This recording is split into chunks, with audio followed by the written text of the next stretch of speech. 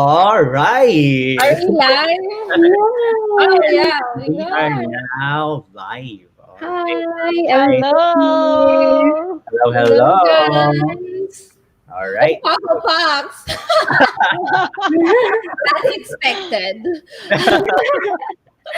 Yeah. Good to have an avid supporter here. Yeah. Yeah. Yeah. Actually, the time that when we were having our practice, we talked about you, Papa Pax. Right? Yes. We can expected Super you. consistent. Always Yeah, consistent. yeah, We yeah. love that. Looking forward to your question. Yes, Yes. absolutely. Milk it. Milk We the can habit na to. Yeah. Bi-weekly. Bi-weekly, just like your Yeah, salary. bi-weekly. All right. Hello Hello, How are you guys? Hannah. and to She Real AC. Yes. Hello, hello, Wow. hello. Our energy is still up here. When we post this, we have to say we're live now. Yeah. Mm-hmm. By the way, Yeah. it's 9 p.m. here in Alberta. It's And in the Ontario, Jason. In Ontario, it's 11 p.m. in See? BC. It's 8 p.m.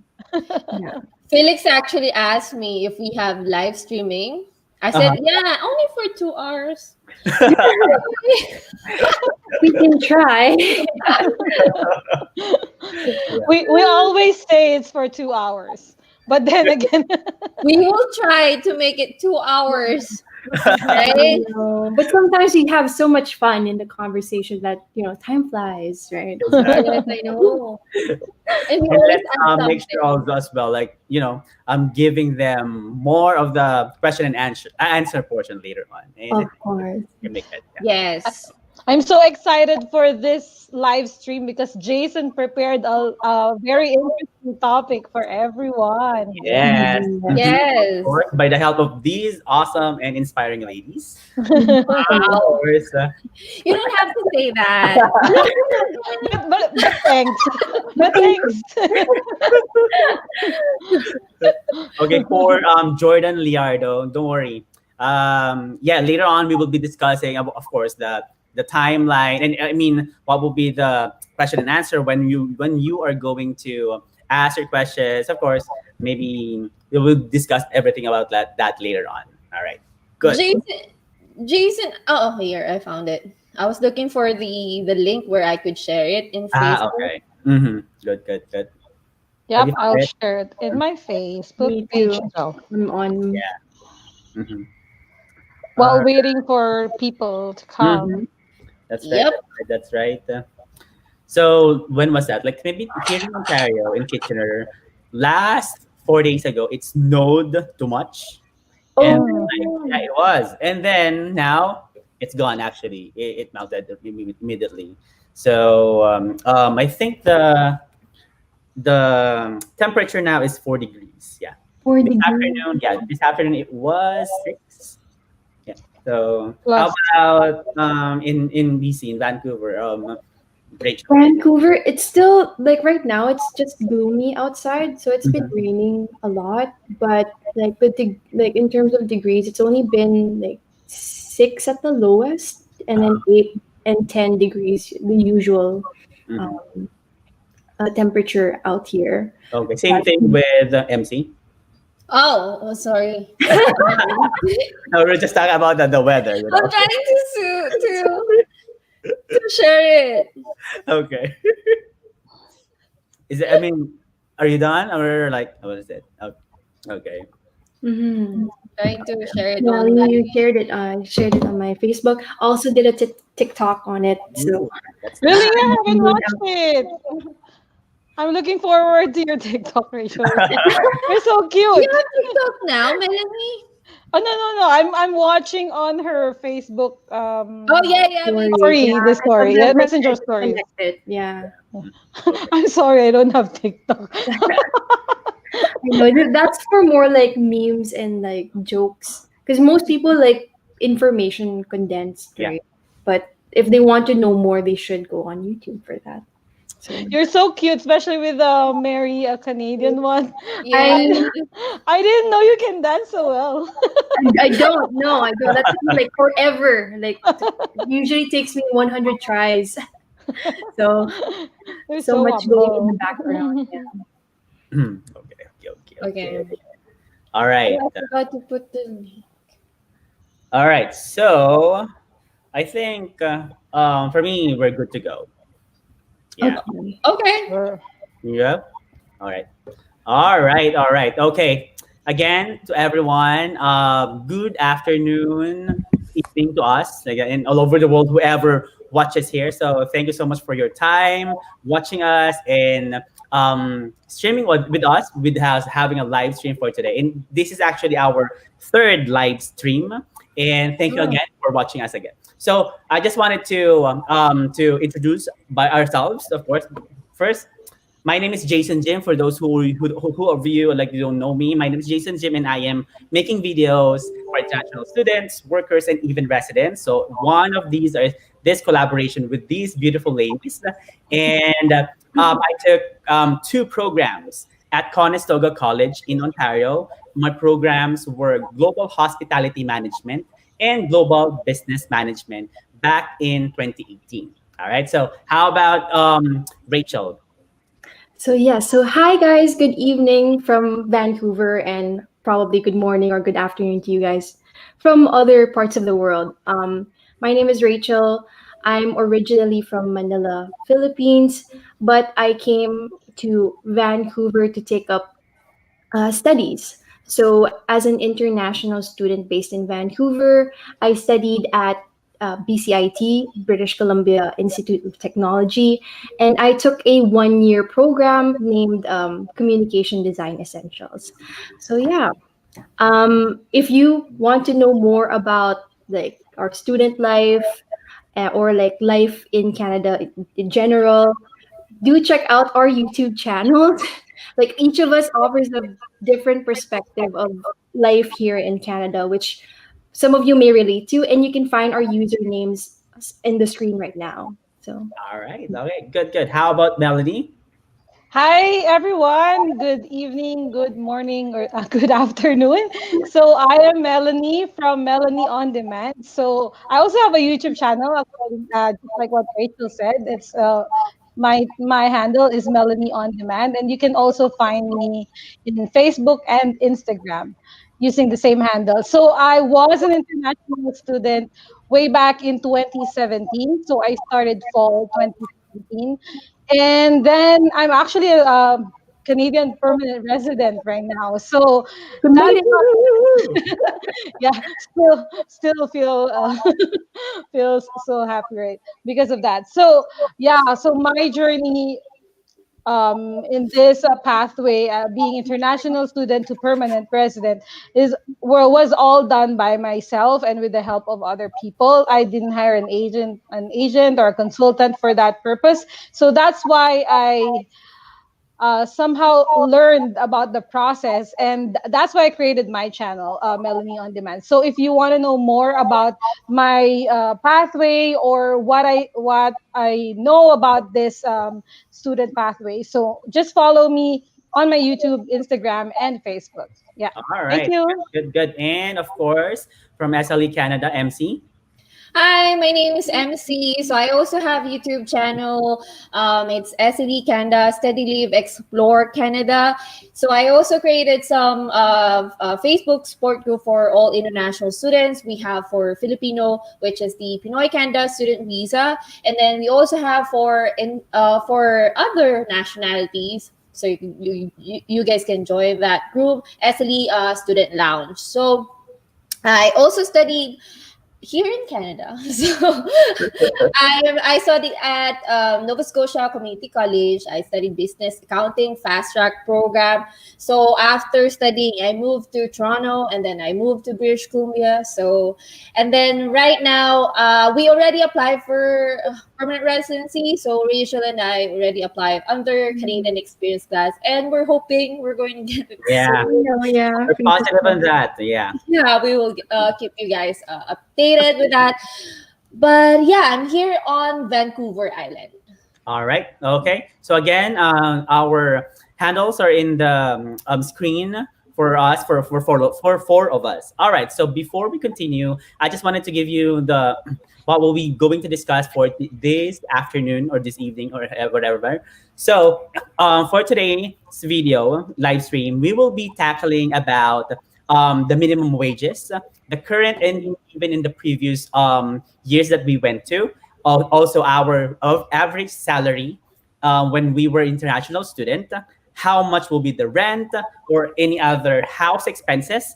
Also, we will be discussing how much was our food or groceries per month and other expenses, essential or even leisure ones. And at the end of our discussion, we will also be giving you some tips on how to save and spend money wisely as an international student. And of course, for today, we will be tackling for the four provinces, which are the Ontario, British Columbia, Nova Scotia, and Alberta. All right. Okay. So as I know, we are talking about the cost and living expenses here in Canada. But I just want to give you first, before coming here in Canada, you need to have, of course, the proof of funds. So as you know, proof of funds is actually like it is a proof of a financial support, and you must prove that you can support yourself. Or for example, if you have your family members or your wife, common law partner, or even your kids. So that is a proof that you can support yourself. So as you can see in the screen right now, this is actually based on or came from the IRCC website.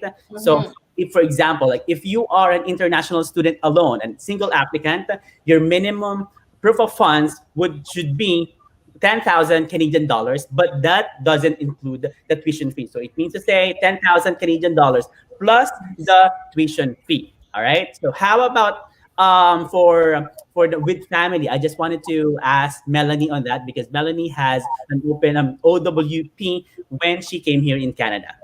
Yeah.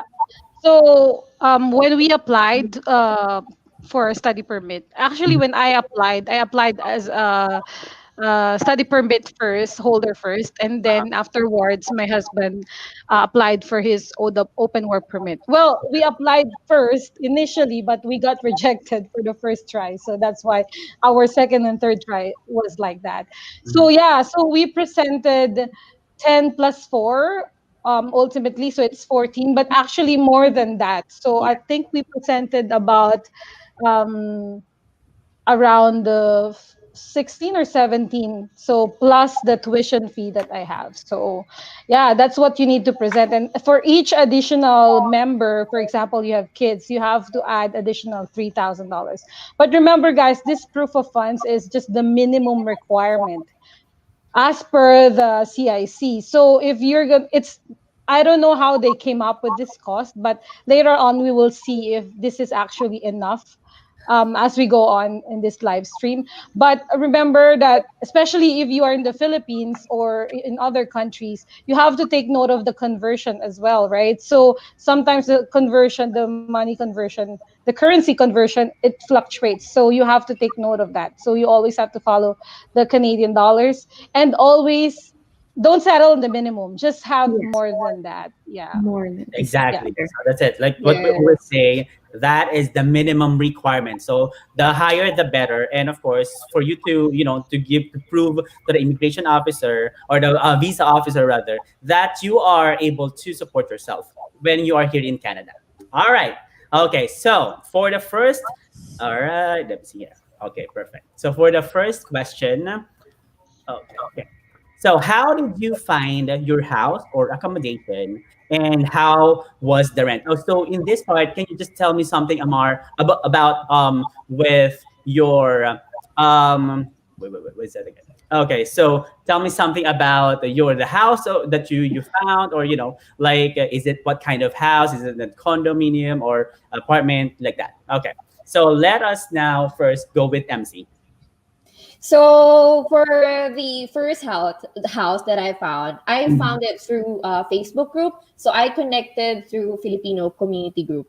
Okay, good. So and then the the average that I found was like 350 to 320. So that the one that I got was 320. Okay. Mm-hmm. And that includes everything. Uh-huh. And then So what like what includes in your house? Like do you have laundry or the kitchen or just to oh, okay, so that includes it's a furnished room. okay, So sure. that one is like how many? That was like three-bedroom room, a Okay. three-bedroom house, and Hmm. then there's a commercial like a salon. Okay. Like, yeah. So the owner is a businessman. Okay. So how much is it again? Mm. It was how much is it again? Sorry. 320, and that includes everything, electricity, your water, and then we share the kitchen. So pretty much I don't need to pay to buy new stuff for myself. Okay, that's good. He had provided the bed, and then the lamp, and then the study table. Okay. So yeah. Okay. So how about you, Rachel? Okay, so as for me, this was actually a very easy find as Okay. I made arrangements to live with my relatives here in Canada. Mm-hmm. So I do have an aunt here that lives in Vancouver. My relatives owned a two-story duplex located in Coquitlam, British Columbia. So for those of you that don't know, Coquitlam is a city that is approximately a 30-minute drive from Vancouver or downtown Vancouver. It's also like a 40-minute transit from downtown. The neighborhood there is quiet and it's actually very family oriented. The house had three bedrooms and three bathrooms, which is enough for a family of four, including myself. So my relatives were a small family; they were a family of three, and then I came into the picture. So now we're a family of four. Yeah, my relatives were gracious enough to offer me their spare bedroom. And luckily, the house came furnished and had all the necessities, such as a full kitchen, refrigerator, dishwasher, oven, and it also included various other small appliances.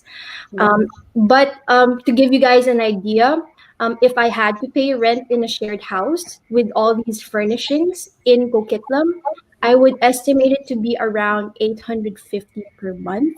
Okay. So yeah, if you guys are planning to come to Canada, might be a good idea to get close to your relative, Mhm. find close, so that yeah, before starting your study permit application, yeah, it's good to have to find out if you have networks that can help you alleviate the rent costs because it can be very expensive, especially here in Vancouver. Yeah, that's right. And I think you're really lucky enough to, like Mhm. specifically for your house or rent, you're going to be like free for that. And that is like what that is actually one of the most expensive, I mean, high sad or high amount of money that you will be spending, right? Yes, exactly. Exactly. All Yeah. right. Okay. So how about you, Melanie? Yeah, so for our experience, because we are a couple when we came here in Canada, so we landed at the same time, my husband and I. Even though we applied, we actually lodged our application separately, but his application was approved, and that allowed us to travel together, and we arrived in Canada at the same time. So I have an aunt in Calgary where I studied. I actually studied at SAIT in Calgary. So there, my aunt's place was actually 1 hour commute from SAIT, but we stayed there for a month, for the first month, while we were looking for another room to rent near SAIT. So that's what happened. So we stayed with our relatives for 1 month, while in that first month we were also trying to find a place to stay near SAIT. So luckily we were able to find out a room. It's just a common room together with a Filipino family. It's actually 4 stations away from SAIT, 4 train stations away from SAIT. So it's about 15 minutes away, which is pretty good, because you know how notorious the weather in Alberta, right? So you have to be as close as you can. Um, near, you have to be living near your school, or else you have to suffer a long commute, and it sometimes during winter it can be very cold. So that's what we considered. So the house, I actually found that advertisement through Kijiji. They posted it in Kijiji, and they were very nice to us because they know we were just starting at that time, and we only rented a small common room. Mhm. It's furnished with bed and the mattress, so we only have to buy our beddings and probably our own plates. But for cooking and kitchen stuff, utensils and everything, it's provided. So we had very minimal investment in terms of that.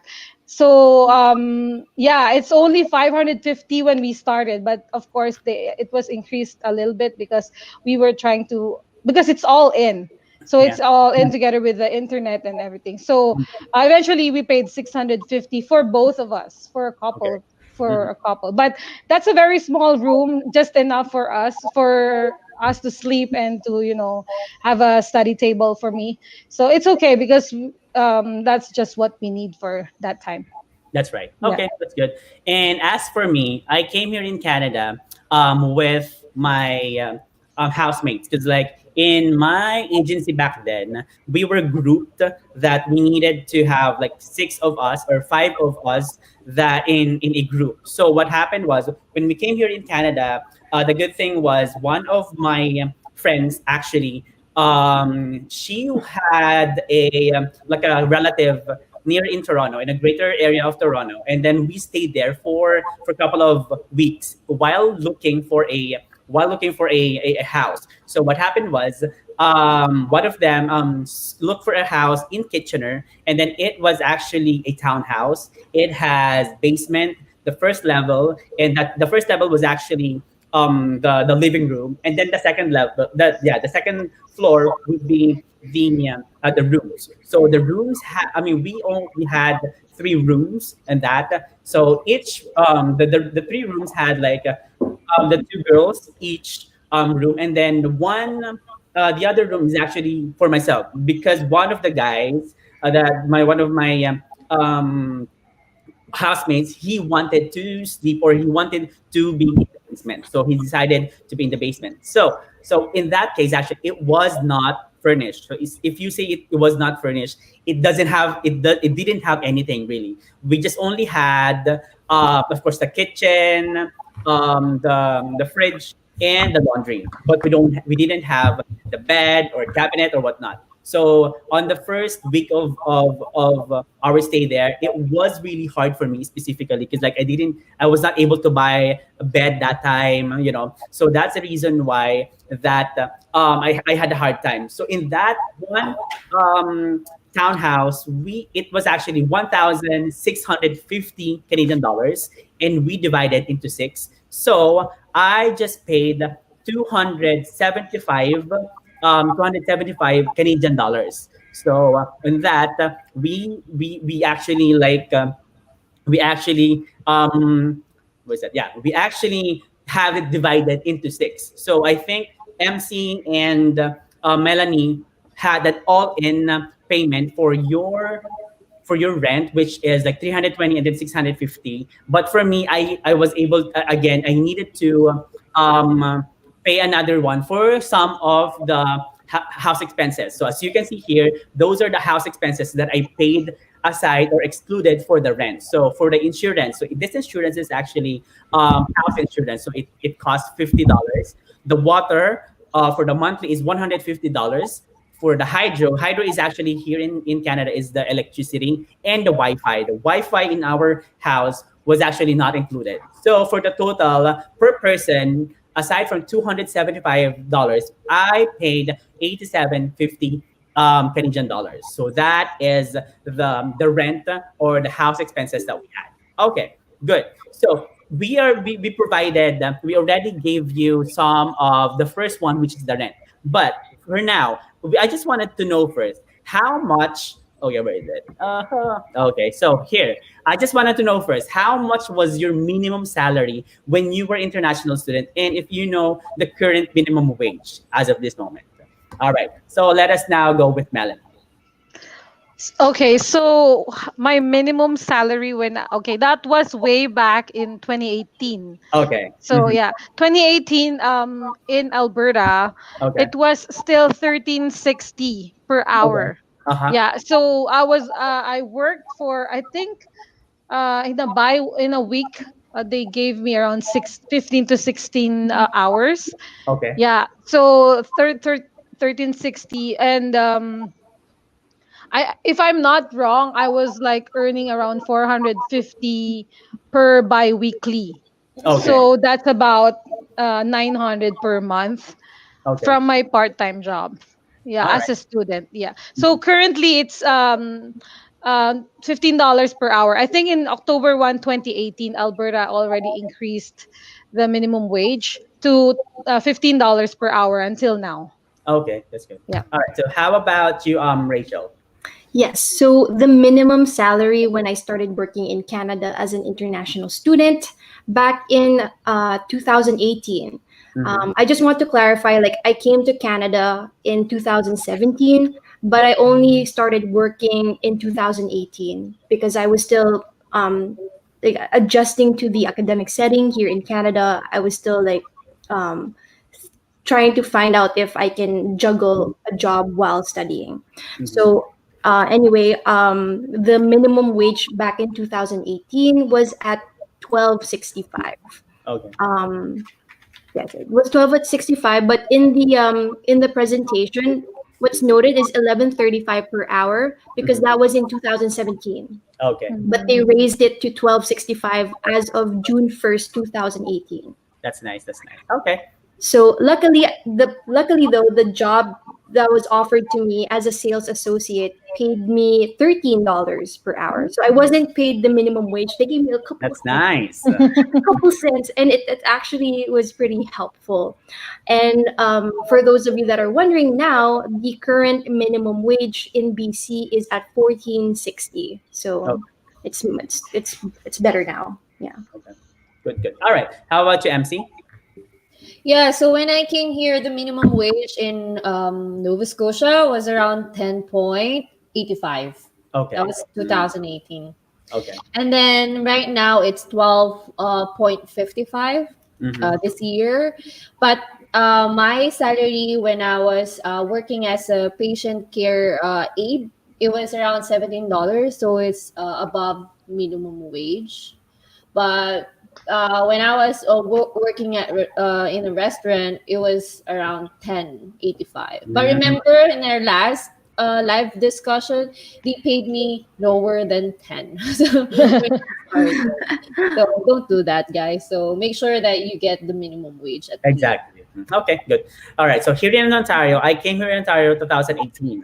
So 2017, their minimum wage here was 11 dollars per hour. And then I came in 2018, they changed it into 14 dollars per hour. And until now, same thing. It's Oh. 14, yeah, $14 per hour. And when I was still in when I was working in a Mexican restaurant, so I usually my average salary that time was around 950 Canadian dollars. That's gonna be the net. So yeah, so for 20 hours, I just had it 20 hours, so that's it. So like 950 Canadian dollars. All right. Okay. So as you can see again, for all of you, you can check this the minimum salary. So for the current in Ontario, Nova Scotia, Alberta, and British Columbia. All right. Alberta has the highest. Yeah, it is. I know. Good. Yeah. Lucky. A little bit more than BC. Yeah. Exactly. Good. Good. Good. All right. Let us now talk about Oh, your Jason, I want to add something. I'm sure, sorry. sure. So I forgot to. I said like 320 for my room, right, when I Mhm. came Oh here, yeah. but I only stayed there for a few months. So Okay. I want to add something about the when we moved to another house. It's a three-bedroom house in Kentville, Nova Scotia. It's a small town in Nova Scotia, away from Halifax. Okay. So that was 890 for the three-bedroom house. So we split it up to four people. Oh, Very cheap. yeah, it Yeah. is. It is. Yeah, and then for our utilities, in average 300. Okay. For the whole house for per month. Yes, so pretty Mm. much per person is paying around 300. So I just want to add that for people that are looking into renting a house, but Mhm. we did house hacking. So we rented a three-bedroom house. We get some roommates. Yeah. Yeah, The strategy Mm. for me you is can do like that as well. if you have someone with you, better to go with them, you know.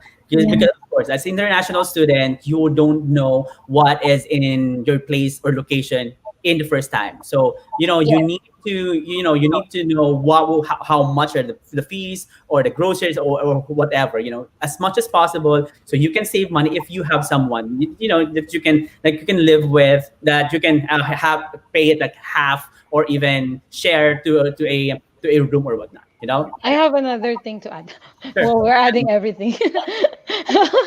No, I just computing want hours again, guys. Yeah, I just want no, I just want to have add another tip. So, for example, you got your approving coming your study permit and you're ready to come to Canada, right? Don't and then you're searching for accommodation. I suggest don't pay like don't just pay the whole month rent or probably deposit, especially if you just found it in I don't know, maybe in Kijiji or Facebook or I mean Yeah. Craigslist, yeah. maybe if it's recommended by someone you know, yes, but if Yes. it's just like a stranger and they Yeah. and you know, for example, you found the room and they're asking for deposit and 1 month advance, I would really suggest like I had this conversation with Abby with our live stream previously. So they booked a hotel for a week. Wow. Yeah, no, just because they don't want to pay the Ah, 1 month advance okay. and 1 month deposit. So Yeah. what they did is they book a hotel for the first week, but before leaving Philippines, they have a short list of the apartments that they will view and they will rent. They will probably rent. So it's the same thing as probably it will be the same thing for you who's coming here. Maybe have a short list of those like advertisement. You can check the area first and you can check the people if they're really nice as like Mm. how you talk to them in Facebook or That's in right. Kijiji. Yeah, so don't just pay upfront if you don't know the people. That's right. Just Okay. yeah, Mhm. they might take advantage of you, so we don't want that to. Yeah. I Okay. want to add something really important. Also, if you're looking for a roommate, make sure that it is recommended by someone. Usually, if you're looking for rooms here, they will ask for reference. They will ask you Mm. to call them. So they're doing that because there's a purpose, Right. because you don't want to get like someone who will steal your stuff or Mhm. Okay. you don't All right. know. Thank you so much for those inputs, and of course, those are really important. But especially living here in Canada at the first time, even especially if you don't have anyone, if you don't know anyone here in Canada. Okay. So Yeah. earlier we discussed about the rent or even your house expenses, and now let us now talk about like how much did you spend for your groceries. So in this grocery, just give us like for example what are the usual grocery must have, and like where do you buy your usual grocery, and when do you usually buy, like for example, is it like once a week or twice a month or something like that. Okay. All right, so let us now start with Rachel. Okay, so again, I want to emphasize that I was very fortunate that I had relatives to stay with here in Vancouver because I did not incur much of the expenses or the usual expenses that you would incur if you were to come here alone as an international student. Um, yeah, in terms of groceries, this is I guess one of the things that people who have relatives should be mindful of. It's the whole adapting phase into a new home, into a new setting, into a new family setting. So, and then also take um, take into consideration like the practicality of adjusting rather than spending that money elsewhere. So, for example, whatever food was available already at my family's place is what I normally eat. I'm not that picky with food too, so I usually just adapt to whatever is on the in the fridge or on the table. I'm just very grateful for that blessing, right? But sometimes also I still buy items outside. um for example, I grew up with cereal as a kid, and it's actually pretty efficient and practical because as a student, it's always a go-go lifestyle. You're always on the go, so you want something fast and you want something easy to make instead of spending an extra hour preparing your food. So for me, cereal and milk always works. Okay. And of course, I didn't want to also burden my family with my own personal expenses like feminine hygiene. Of Mhm. course, like a girl has their time of the month and other like necessities. So I would go out of my way to buy that with my minimum wage salary. Yeah, I often go to what is most convenient and is relatively cheap for me as a student. And I don't drive here, so I usually, when I buy grocery items, it's always like in my bag or carrying. So I can't go bulk shopping like other families can here. So with that, I go to Superstore, to Walmart, or to Safeway. They're pretty convenient. They're spread across Vancouver, and it's easily accessible. In terms of buying my groceries, I try to schedule my grocery runs at least once per week or once every 2 weeks, because there's already food at home. So this is makes it easy for me to carry the stuff around, and it's not much of a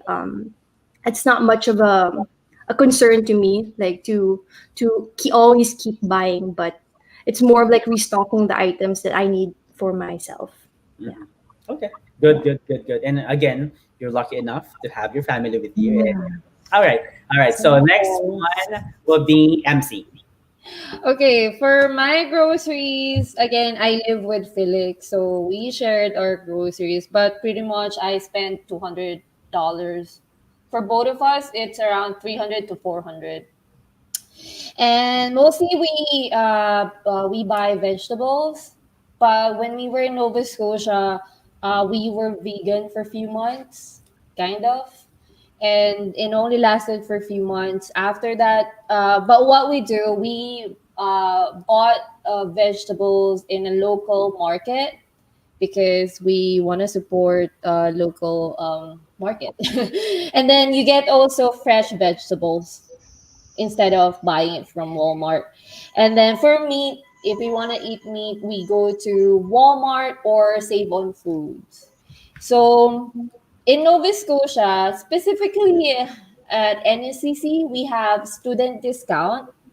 So every Tuesday, we can go to Save on Foods and then we get 10% off.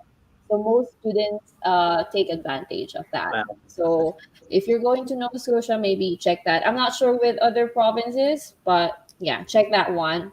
Mhm. And then what else?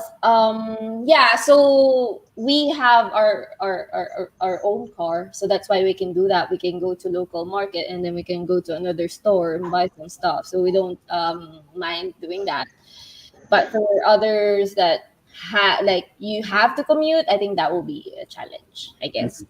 And then what else? Am I missing something? For the HST, so in Nova Scotia, we got 15%. So every time you buy stuff from groceries or from local market, they charge you 15%.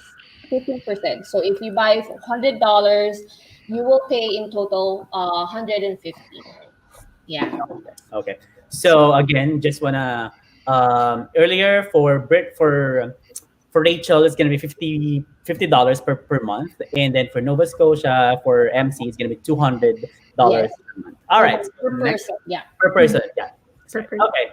So how about Melanie? Okay, for me and my husband. So what we did before, so for the groceries, we usually buy we do our groceries usually in a weekly basis. Usually after church, so during Sunday, that's our bonding moment. Okay, because we love going to groceries and checking out stuff, especially when we were new. So we'll explore the for example the whole Walmart and see what they offer, and then we'll buy whatever we need. So usually our style is, if we don't need to put it in fridge, if it's just like our toiletries or whatever we need that we don't need to keep in a fridge, we'll buy bulk when it's on sale. And then we'll keep it because there's two of us, right? So we can buy a little bit more than usual, and then we'll keep it, and then so that we were able to save in that sense. But for food, we cannot buy in bulk because of limited fridge space, because we are sharing, right? We're sharing with the family, so we usually buy 1 week worth of groceries. And there is a specific store, produce store in Calgary that we really really love. If you are from Calgary, you should know this. So this Freestone Produce, they offer cheap vegetables, and it's like a $1 for cauliflower, something like that. Yeah, it's very cheap. So usually we buy our vegetables from there, and it's near TNT Supermarket. Is an Asian store, so we also go there and buy some other stuff, especially those things that we miss from the Philippines and from Singapore. So we'll buy it from there.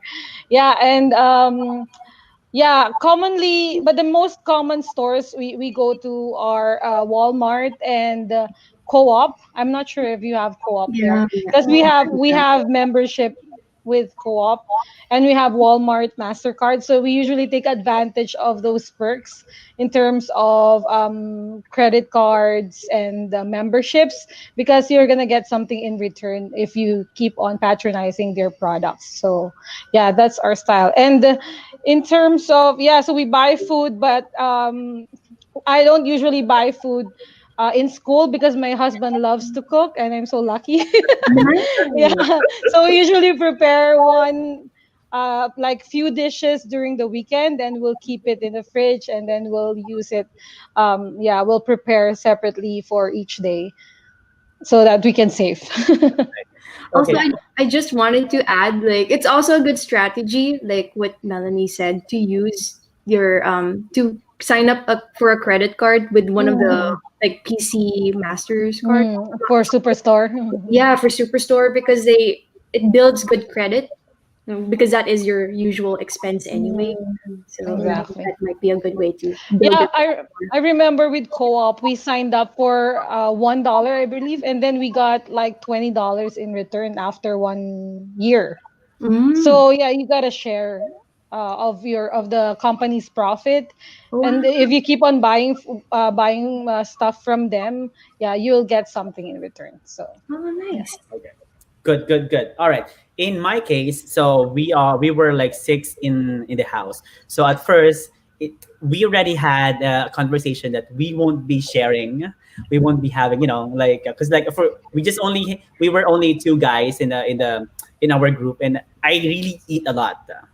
Like I really eat a lot. So that's what of course, I just wanted to, to make sure that they won't be feeling like, Jason eats a lot. So like, yeah, they will be buying or they will be spending more. So that's what I suggested to them, and they agreed on that. So usually for myself, since I was the only one here, and like I am not really like, I really needed to save money for that. What the grocery must have that I had was like, of course, the eggs, chicken, the chicken nuggets, some vegetables and fruits as well. Not really when I was in the Philippines, I used to eat pork, but here in Canada, it lessened because I don't know, it's much cheaper. I mean, chicken is much cheaper than Cheaper, yeah. work, right? So That's that's why for me cool. that's good. Just like I was kind of like hypertensive, so that's good for me. It is. So it's a good thing for me that That's I good. pork. You high blood. Good. Yeah, exactly. The same thing when I go to school. I always make sure that in the evening I usually cook immediately, especially like most of the time it's adobo. You Oh, Oh, okay. I like that. So yeah, that's it. So every time I don't usually buy, yeah, I didn't usually buy in our school or cafeteria just to save money. It's expensive, mhm. right? It's And expensive, they and judge sometimes this. Yeah. it doesn't taste really good. So Yes, I have know, especially pizza. exactly. I don't know. Like here, it feels like sometimes the food here in Canada is like a little bit bland than the taste Mm. that we used to had in the Philippines, right? It's like, yeah, it's pretty flavorful in the Philippines. Exactly. Yes, Yeah. So yeah, yes. so that's it. That's usually I had when I was buying when buying food or grocery for me was like what I here in my vicinity. I used to have I have the Walmart Dollarama or the dollar store and also Yeah. that's the only thing na Drama. going here as well. But for the Asian store, we also have Asian store here near, but like sometimes it's expensive as well, you know, because like Mm. you are craving for something, but still it's a bit expensive. So yeah, that's it. And I usually buy food once every Once a month. no once every 2 weeks, Every Okay. 2 weeks. Yeah. Yeah. and it cost me like $100 for 1 month. I know it's cheap. I know, right? I know it's so much. It's cheap, but like that's it. That's I really wanted to, to save money really in my. Yes, Mm. yes. how much in $100 is rice?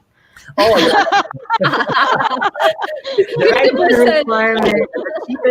the cheapest rice that I usually buy. So of course for the Philippines, rice is life. So Yeah. right. I actually Okay. changed my diet when I moved to Canada, or maybe because I'm with Felix.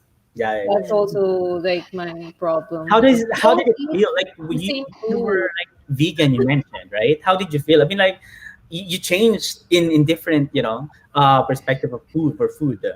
Yes, and also like I'm trying to do some diet as well. So this is a good timing if you wanna save money. Good timing to shed some fats. I, I lost weight. I, I remember last time when because the rice here is very expensive, right? I think It's 18 true. the 18 kilograms of rice, that one sack that they have is about $36, $37. So we'll usually go, there's a co-op nearby our place, and we were friends with those who were there, like Filipinos who were restocking the items there, right? So they will text us when there's a sale for rice. They'll Ah, just so instead of paying like $37, if there's sale, there it will be like $26 or $25. yeah. So yeah, like my husband will buy one sack of rice, and we will use the cart and bring it home using because we didn't have car, right? So we'll push the cart to our house, which is like 5 minutes away, and we'll return the cart anyway Okay, to that's good. co-op. That's the right thing that you need to do. Turn the part. Okay, But just remember when it's snowing. Okay, how do we push the cart? We can't. So my husband have to carry it. Oh, That's Yeah, the it would problem. work out. It balances out, right? yeah. He has to carry the sack of Records. rice while walking on the snow because rice is life. Right. exactly. All right. So Yeah. as you can see here, these are the groceries that we usually do, spend for our groceries. Yeah. So like to be honest, I know that for me, for especially in Ontario, it's really I really like what I mentioned. I save so much. I really needed to to tighten my pocket Yes.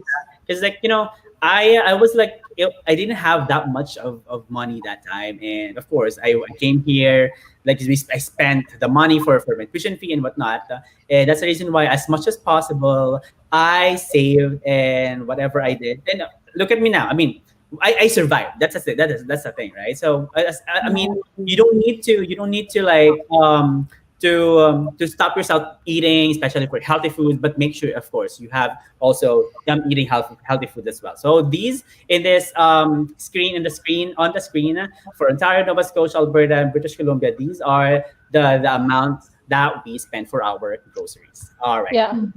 So Jason, the $300 is for the food for me and my husband. Okay, Okay. just like yeah, Oh, yeah, yeah. and it's just the food. It's not including the toiletries and everything. Okay. So and maybe in a month, it's gonna average like $500 for Okay. both of Mm. us. Yeah, yeah, Okay. Good. Good. yeah. Good. Good. All right. And with that, I just want to also ask, like, what as an international student, what were the other essential expenses that you paid that time? For example, did you pay for the books, like even a certification in your school, phone bill, bus pass, any other essential expenses that you had for you? Okay, so let us start with MC. For the books. For the books, I tried to bought it secondhand. So roughly per book, it was 20 bucks to 50 bucks. Yeah. I don't know with you guys, but it depends on the book. Hmm. So if it's like accounting, like if it's my major subject, Right. the book will be more expensive. And then sometimes we borrow books with our classmates and then we copy it every chapter. That was like my second year. I was like, okay, it was business law. Okay. And then what I do with that is that so Felix is my classmate, so we have the same subject. Hmm. So what I do with that is I summarize it and then I give the copy of the summarize to Felix and then he just read that. Okay. Hmm. So yeah, you can do that as well. So basically when you pay your tuition fee, that includes some printing credit. Right. So I use that up. Okay. And then apart from that, my phone bill was around $35. It's a Lucky Mobile. I think they tied up with I don't know if it's Bell or Telus, but I don't have any issues with my signal. So you can go with Lucky Mobile. Hmm. And then for the bus pass, maybe few like in my first few weeks or months, I used the bus, but I didn't survive because it was every 2 hours and it was snowing. I came January, so I bought a car right away. But the bus pass in Nova Scotia during my time was 60 bucks. It was in a small town in Nova Scotia. I'm not sure if you moved to Halifax, if you're going to study at NCC Halifax campus. And then I bought my car. My other expenses was my insurance. In Nova Scotia, the insurance just 70 bucks. In my case, I don't have any driving experience and all. And Felix was 55 bucks per month. He has driving experience. And then for the gas, in average 70 bucks if I only go to school and then go to work. But if you drive more, then you pay more than that.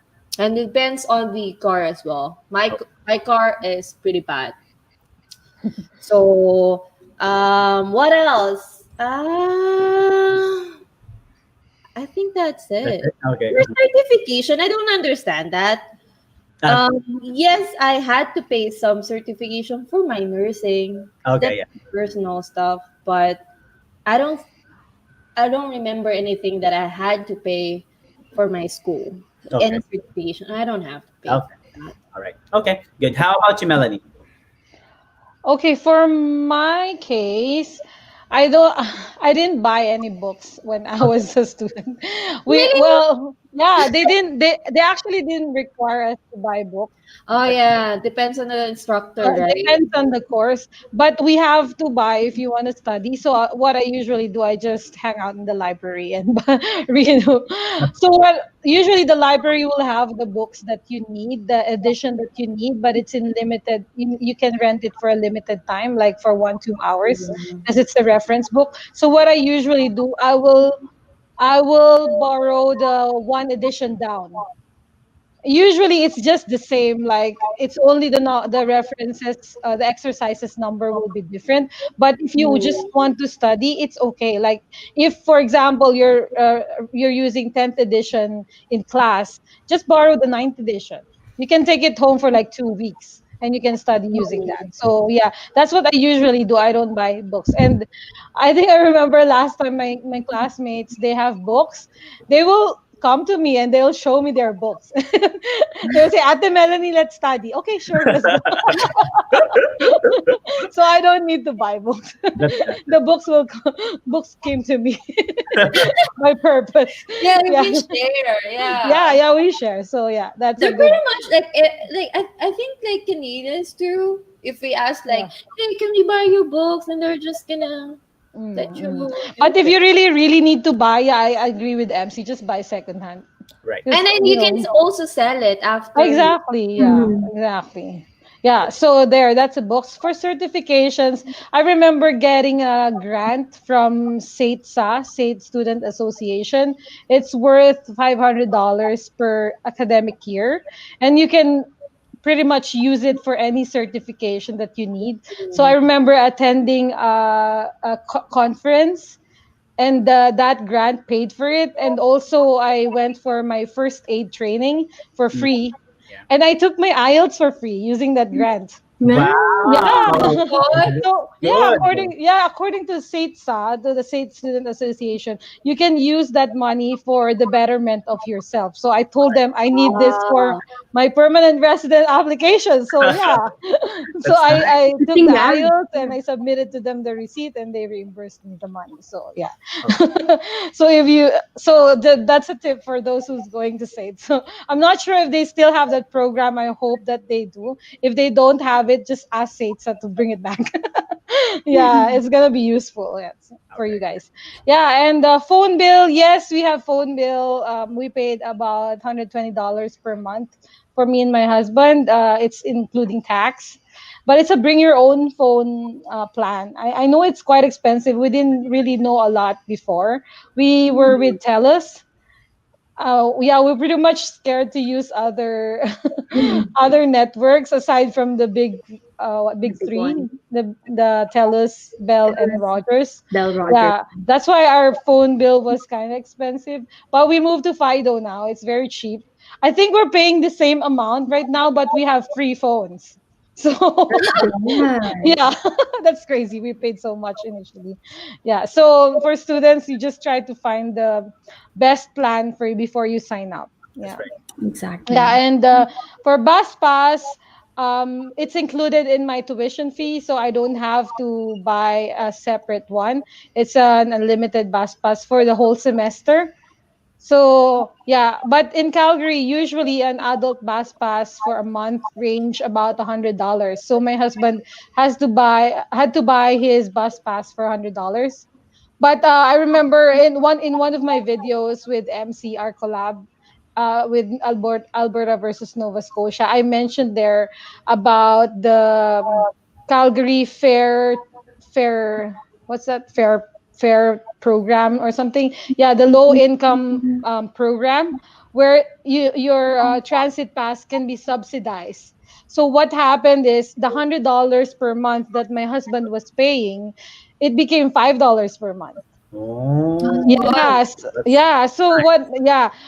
So guys, if you want to know more about it, go to my channel, find the Alberta versus Nova Scotia video, living conditions. So I discussed it there, how we managed to get that discounted transit fare in Calgary. So yeah, that's very helpful because it was for a year. So imagine it's supposed to be $1,200 for a year and it became $60. So like it's pretty much a very very big saving. So yeah, so just try to explore that option if you're going to Calgary. I think they also have that in Edmonton. So it's in Alberta, guys, just for your information. Yeah, so explore that option. And what else? Insurance. Is this the health insurance? if it's not, if you have an additional insurance that you applied, or Yeah, so our health insurance was also included in the tuition fee. We also paid for it for me and my husband, including the dental insurance. It's also part of it. Okay. Yeah, and we didn't have car when I was a student, so we didn't have to worry about insurance of the car and the gas. But how So much it's only pretty much in transport. Alberta? Sorry. How much is your insurance if you need to buy a car? So right now we have a car. We bought second-hand SUV. I think we're paying $300 in a month for a car. Wow, Yeah, that's so expensive, right? Expensive. expensive. Yeah, it Yeah, is. It's right now, 100,000, right that's now. why. Yeah, because it's how do you say full coverage? So we bought Oh we yeah. yeah, because we bought a pretty decent SUV. It's a 2016 model and it's still Mhm. good. It runs very well. So we wanted to have a full coverage. So yeah, we are paying about $300 per month for We the didn't get, insurance. yeah, we didn't It's get so full expensive. coverage. I think we cannot afford it when we were students. So luckily we didn't we didn't have a Until car. now, we don't get the full coverage because my car, you can Oh, just replace it. You know, if I'm gonna break, if it's going to anytime. break down tomorrow. Yeah, you know the weather here in Alberta, you cannot just get we want a reliable car because I don't want to have a problem along the way. So Exactly. And then if we're driving, so I noticed Felix was driving like on the right side, pretty much. I said, mm. "Why are you driving here? Like he's so close to the right side." He Uh-huh. said, "Oh, because it's cheaper. If you got got into accident, you're not gonna hit another car. You're Really? just gonna hit the curb." Like what? So you want to go to the ditch rather than Yes, instead of like because hitting we another don't have car. the full coverage, right? Yeah. Anyways. Okay. All right. Good. Good. Anything else before for myself? Good. Okay. We're Yep. good. All right. As for myself, for specifically the reason why I indicated certification in my case, in my global hospitality, I needed to have the certification of the Smart Serve. Smart Serve is that you can serve alcohols and also the food Mm. handling certificate as well, so that Mm.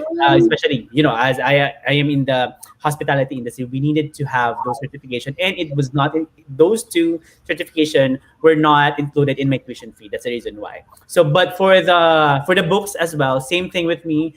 I only had one book that mandated us to buy. That was the project management, if I'm not mistaken. And same thing what I did, same thing with MC, that I bought secondhand. I bought it from the library, like the secondhand Oh, library, really? right? Oh, Yeah, nice. exactly. So they also sell secondhand books there. And after I bought it after that semester, I also sell it there. Same thing. So Yeah. it's so The much. lower batch, right? Exactly, for the lower batch. Okay, yeah. And then for the monthly that I usually pay for the other expenses is actually my phone bill. So that time I was having, I did Freedom Mobile, and that's the cheapest that I had before. So it was like $35. And the thing was, of course, that like what I mentioned, when I went here, I want as much as possible, the cheapest the better for me.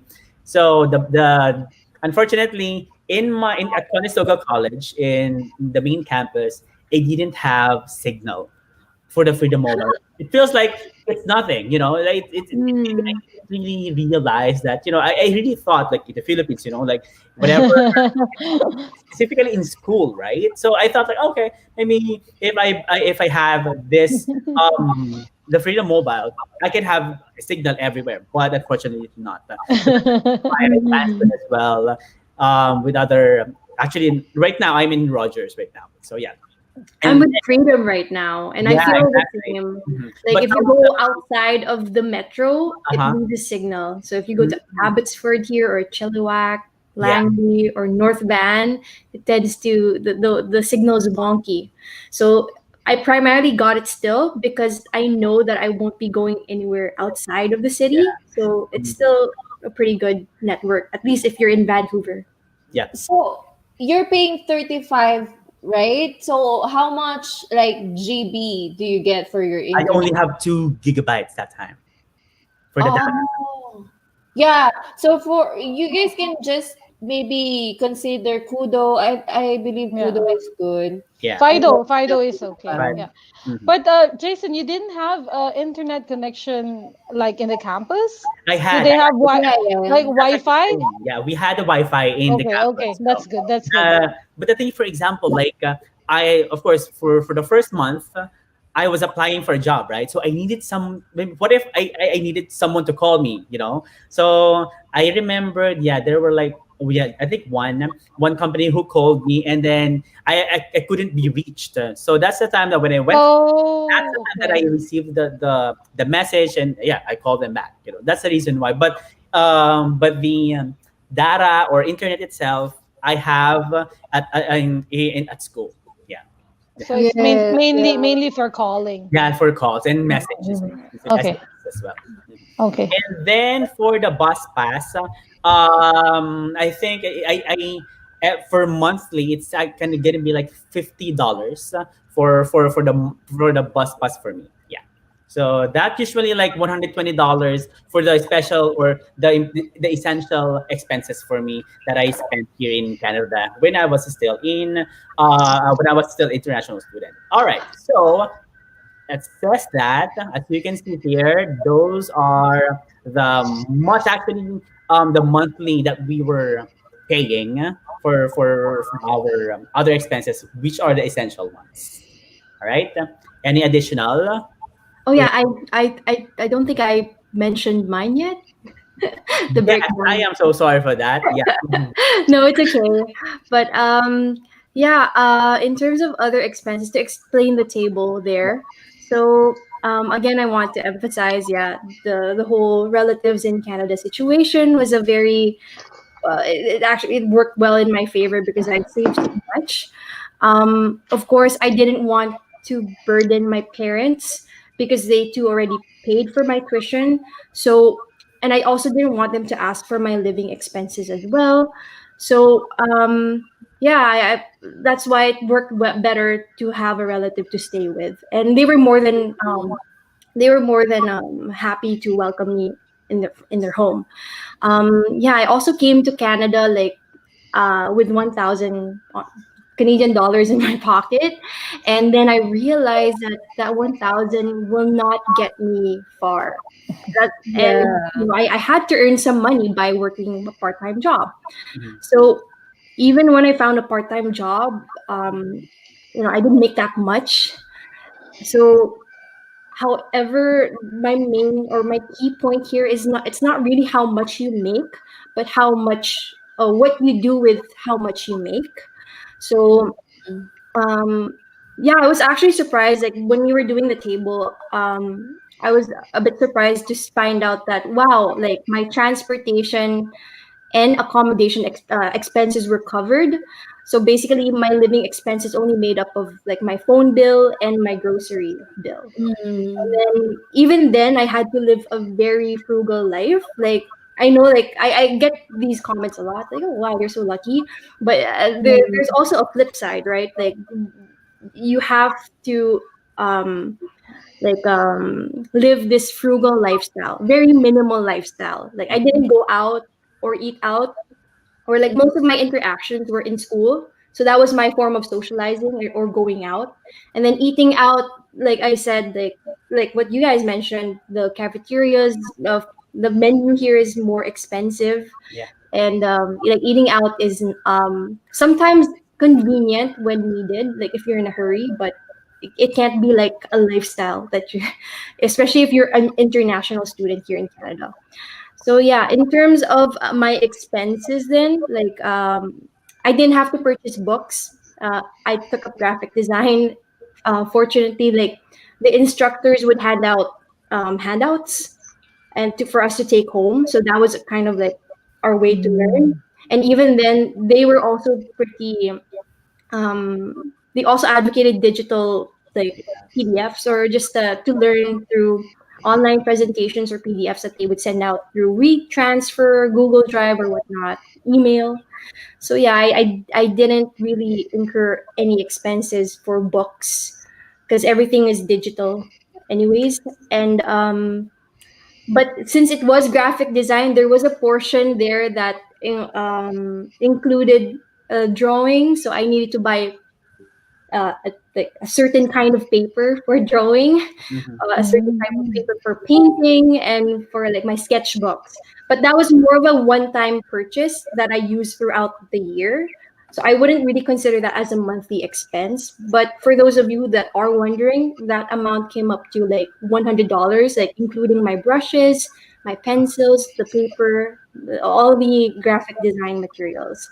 Okay. Whereas like for the applications, it was covered by my school.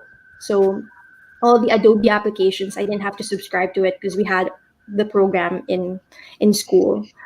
Um, in terms of my phone bills, so I also brought my phone with me, and my relative also had a spare SIM. But I usually pay for the I only ended up paying like $20 per month, Wow, that's and nice. it's not unlimited text though. It's like there's a certain, I think you can text, but if you call, there's a charge. And then I only had like 1 gigabyte or I think 2 gigabytes worth of data. But that wasn't really I only used that when I was navigating outside, like how to get home. But I didn't really need it because again, schools have really good Wi-Fi's. Even Starbucks has like most restaurants have free Wi-Fi. Mhm. So I just try to leech off of their network. Like, again, very frugal or very minimal expenses. Yeah, in terms of transit, we have a bus pass here in Vancouver called the Compass Card that we use to commute in Metro Vancouver. But as a student, this was like one of the beautiful things. Like that transit, our monthly expense for transit was also covered from our tuition. So my school BCIT was part of this UPass program, which if your school is eligible, you can get free transit fares across That's nice. all zones here in Metro Vancouver. So basically, I just bought the card, which costed like $10, and the $6 is the deposit in the card, and then I just signed it up with my school, the UPass program, and Mhm. then I just tap away. But then Oh. yeah, just tap away because it's So already so it's a included. different card, Rachel. It's not your ID. It's not my ID. Yeah, Oh, it's still because the Compass card, but oh. I linked the card to the UPass program, and then I can Hmm. tap all zones. So it's not, you didn't pay for it using your tuition, is it? I paid for it using my tuition. Oh, okay, okay, But okay. for the card, because I had to purchase the card, Oh, okay, at okay. Got it. London Drugs or like Safeway. You can also purchase it from there. Like you need. I paid $10 for the card, but then I just linked the card to that UPass program, and then I Mm-hmm. got to tap. Oh, so it's we also had UPass program here, Mm-hmm. but we use our ID, like my state ID, and they Oh, will they will just stick a small sticker into our ID, and then it will mention there from until when it will be valid. oh So no. like pretty much I have four stickers. Oh no, yeah. Yeah, so it's just like that. So it's Actually, same similar thing to with you. me. Oh Yeah, yeah. same thing. Yeah, same thing with me. Like in ID, in one card, my one card ID, and then same thing, a sticker. It different color with different semester, Yeah, and then there's a that specific date on it. So you won't yeah. really like have like you need to Um, tap it as well in the buses or trains. Yeah. like mine automatically updates like even at the end of like the month. For example, when I tap again, it renews. So I didn't have to connect my ID. Oh. I don't know if that's We didn't have to tap. tap In Just tap show in. it. our Oh, tap in, tap out. no, we didn't have to. We have to show it because over here you didn't have. You don't have to tap it Oh, into a bus. You just show it to the driver. oh, to the And when driver. you're going into the train, there's no tap in, tap out. It's like an Oh, maybe honesty that's system. why. Yeah. You can just hop into a train without the pass, but if you got caught, then they will catch you. Oh, Yeah. yeah. Ours is like linked to the card. There's a card reader, so they would You're, know yeah, when. something like in the Philippines, right? Mm-mm. Okay. And then Okay, I got it. found out like when you graduate, that perk is gone. So I Yeah. ended up paying $131 for 2 zones. That's not the 3 zones. It's expensive. It's expensive. So when I started working full time and then I incurred that cost, it's like, oh man, I wish I was Right. still part Same, of same here. Same my here. Yeah, freebie. that's right. That's right.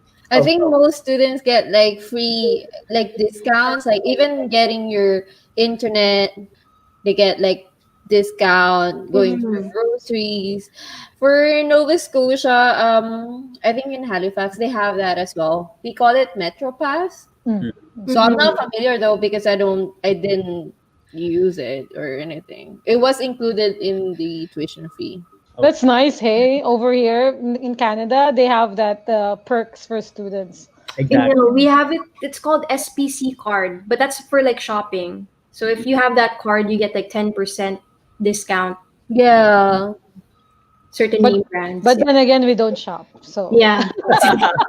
I was like, I signed up for it, but I never used it. But which is a shame. But it was just like one of the things that they told me to sign up for just in case. And Right. then I guess like the other most expensive thing I incurred to was the medical insurance. So here in BC we have the MSP, Medical Services Plan, and unfortunately, international students have to pay $75 per month. Yeah, I heard that. Oh. But per if you're month? PR Per or if month. you're per month, Oh yeah. my god. Mm. But if you're PR or a citizen, it's zero. Or if you're on a work permit too. Or Yes, if I I'm a guess yeah. Oh, I don't know, Rachel, but what if I have a spouse and he's on work permit? Usually, you're a beneficiary, right? The student is a beneficiary then, Uh-huh. Oh, right? Because I think one of the members asked that, and then I researched on it, and it's just like not clear. But you guys should check on it. If you have a partner, maybe you can be mm, a beneficiary. Because oh. for us, we don't pay MSP. I'm a temporary worker now, Mm-hmm. and I don't pay. They just removed that. They removed it like it's starting this year, January Yes, 2020. Ah. we're Okay. pretty lucky that we It's don't. zero now. Okay. Yeah, But but Yeah, for international students, you're, but they as a student, you still have to pay. oh, oh Someone yeah. really? actually approached me, and I searched it up. Like international students still have to pay the MSP. Oh, what if Mm. you didn't pay? So, Um, No there's PR a, for you. no, like I think it will accumulate, but there's gonna be oh, a penalty for each time you miss the pay. wow. They're Here, gonna. oh yeah. Ah, I think Felix told me about this because he's working for BC Ambulance. He said if you don't pay, they're going to deduct it in your tax. Oh Same wow. it's No, no Every scary. escape. next, No yeah. escape. Well, in Alberta, it's free. If you have an Alberta address, you can just get Yeah, an Alberta health card for free. right away, right? Yeah. Mhm. okay. All right. So we discussed everything, and now let us just sum it up. All of the essential groceries, essential stuff, or essential payments that we did, and also from our salary, and then how much are we going to save, or how if we really save for our daily expenses as well. All right. So for that, here it is. All right. So Melanie. Oh, okay. So yeah, so here you can see my monthly salary as a student was about $900. My rent, my husband and I, yeah, our rent 650 all in. Then the groceries supposedly around 500, not just 300. Mhm. 300 for the food, yeah, probably plus another 200 on top of that. And other expenses, I think this is the bus pass and the phone bill, right? Mhm. So that's about 1,170, so plus 200, so 1,370. Mhm. So I'm on negative. Why? Why you No, because in this table we didn't take into consideration my husband's salary. Mhm. Yeah, so I was with an open work permit holder, and his salary, I would say it ranges from 2,500 to 3,500 in a month. It depends on the overtime pay. So that's the net pay. Mhm. So just imagine if I'm negative by about 500 and he's earning about 3,000, let's say, for a month. So we are saving 2,500 in a month. That's right. Okay. That's Mm. where my tuition fee that's where we got our my tuition fee. So that's how we saved for our tuition, for my tuition fee before. And plus, I worked full time during summer from May to August, and I earned approximately 12,000, I think, during That's that 4 months. Yeah, so I was able to save up for another semester for that one tuition. Yeah, Really smart. Yeah. that's yeah, so that's how we were able. So it's really a big factor if you have another person, if you have an open work permit holder with you, because they can work full time with overtime, okay. and yeah, you can save a lot. Okay. That's good. That's good. Yeah. All right. Next one. Oh, where is it? Okay, sorry for that. Yeah. Okay, Rachel. Okay, so yeah, I failed to mention this earlier, but yeah, my average salary was so I worked as a sales associate, right? And they offered me 13 per hour. Um, the average salary that I would make there would be at around 950 after taxes. Of course, rent I got to save. Groceries I had 50 bucks, and for my other expenses, which were only the phone bill and the medical services plan, my total expenses came up to 145. And so in total I got to save 755, which was really great for me to like build on my funds, for long term, for example, because I was aiming for PR. Mhm. And although Canadian experience class is not required to show proof of funds, it's still good to show that you have enough funds in Canada to support you. And especially now, like COVID hit me right pretty bad, and I'm not working right now, so I'm basically living off what I've saved. And because I was very frugal with my life as a student, I this is what's like pushing me now. Like this is what's sustaining me. And of course the support that I have from my family and Okay. relatives in Canada. Yeah. Okay, good. All right. And yeah, for MC. Yeah, so pretty much I made around 1 grand per month. Basically, if I work like in a weekend, and then if you're working a home care, you have extra pay if you work in a weekend or if you work like differential nights and stuff. So roughly 1,000. So give me a sec. I have to. Okay, so my rent was actually 300 to 320 when I came here, but when I moved to three-bedroom house, it was 300. And then Mm. the groceries 200, and then for other expenses like my car, my insurance, and then my phone bill, it's pretty much like that 140. So yeah, I saved 340 for that. um, but actually, I had another expense as well, but actually not an expense. It was a saving account that I had to pay. It was a life insurance that I had to pay. Mm, okay. So that was like 225 Hmm. in Canadian dollar. But yeah, pretty much I don't have anything left for myself. I only have 50 bucks. That was the saving that I had to pay. I cannot stop it. It was I had a lock in period. Yeah. Mhm. Okay. All right. And for myself, yeah. So like, my salary after tax was $950 per month. My rent is 275. The house expenses that I mentioned earlier was like around 887.50. And then for my groceries, Yeah, $100. And then for my other expenses monthly, like a bus pass and also my phone bill. So most probably I just rounded up to $600 in total, and I saved $350 in 1 month, of course, for me to, of course, for even, for example, there will be like a leisure or any eating out or like that. As a student, of course, you need to treat yourself once in a while. Even if we are really like saving money, of course, that's really what we need as well, especially if you want to buy something that satisfy ourselves, especially if you are alone here in Canada.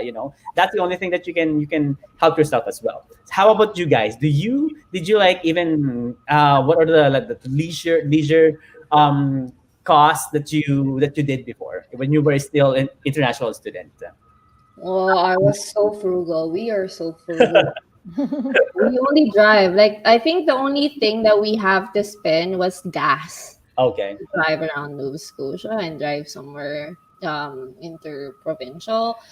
But yeah, Felix car during that time was so cheap.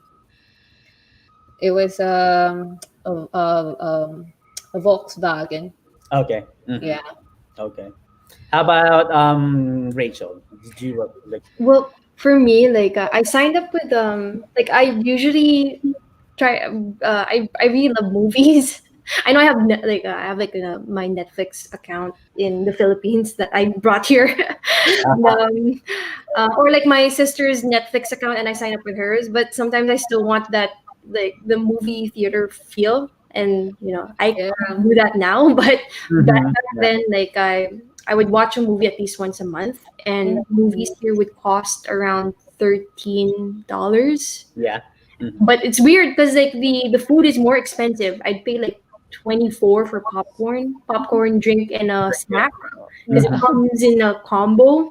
So those would be the days where like, okay, I finished an exam. Yeah, that's right. I deserve to treat myself, or like the usual of course, I mean, for example, like with friends, we ended like an exam together, and then we wanted to celebrate by eating out. Of course, I Yeah. also, I don't try to limit myself from going out with them if it means in those like small or small little victories. Yeah.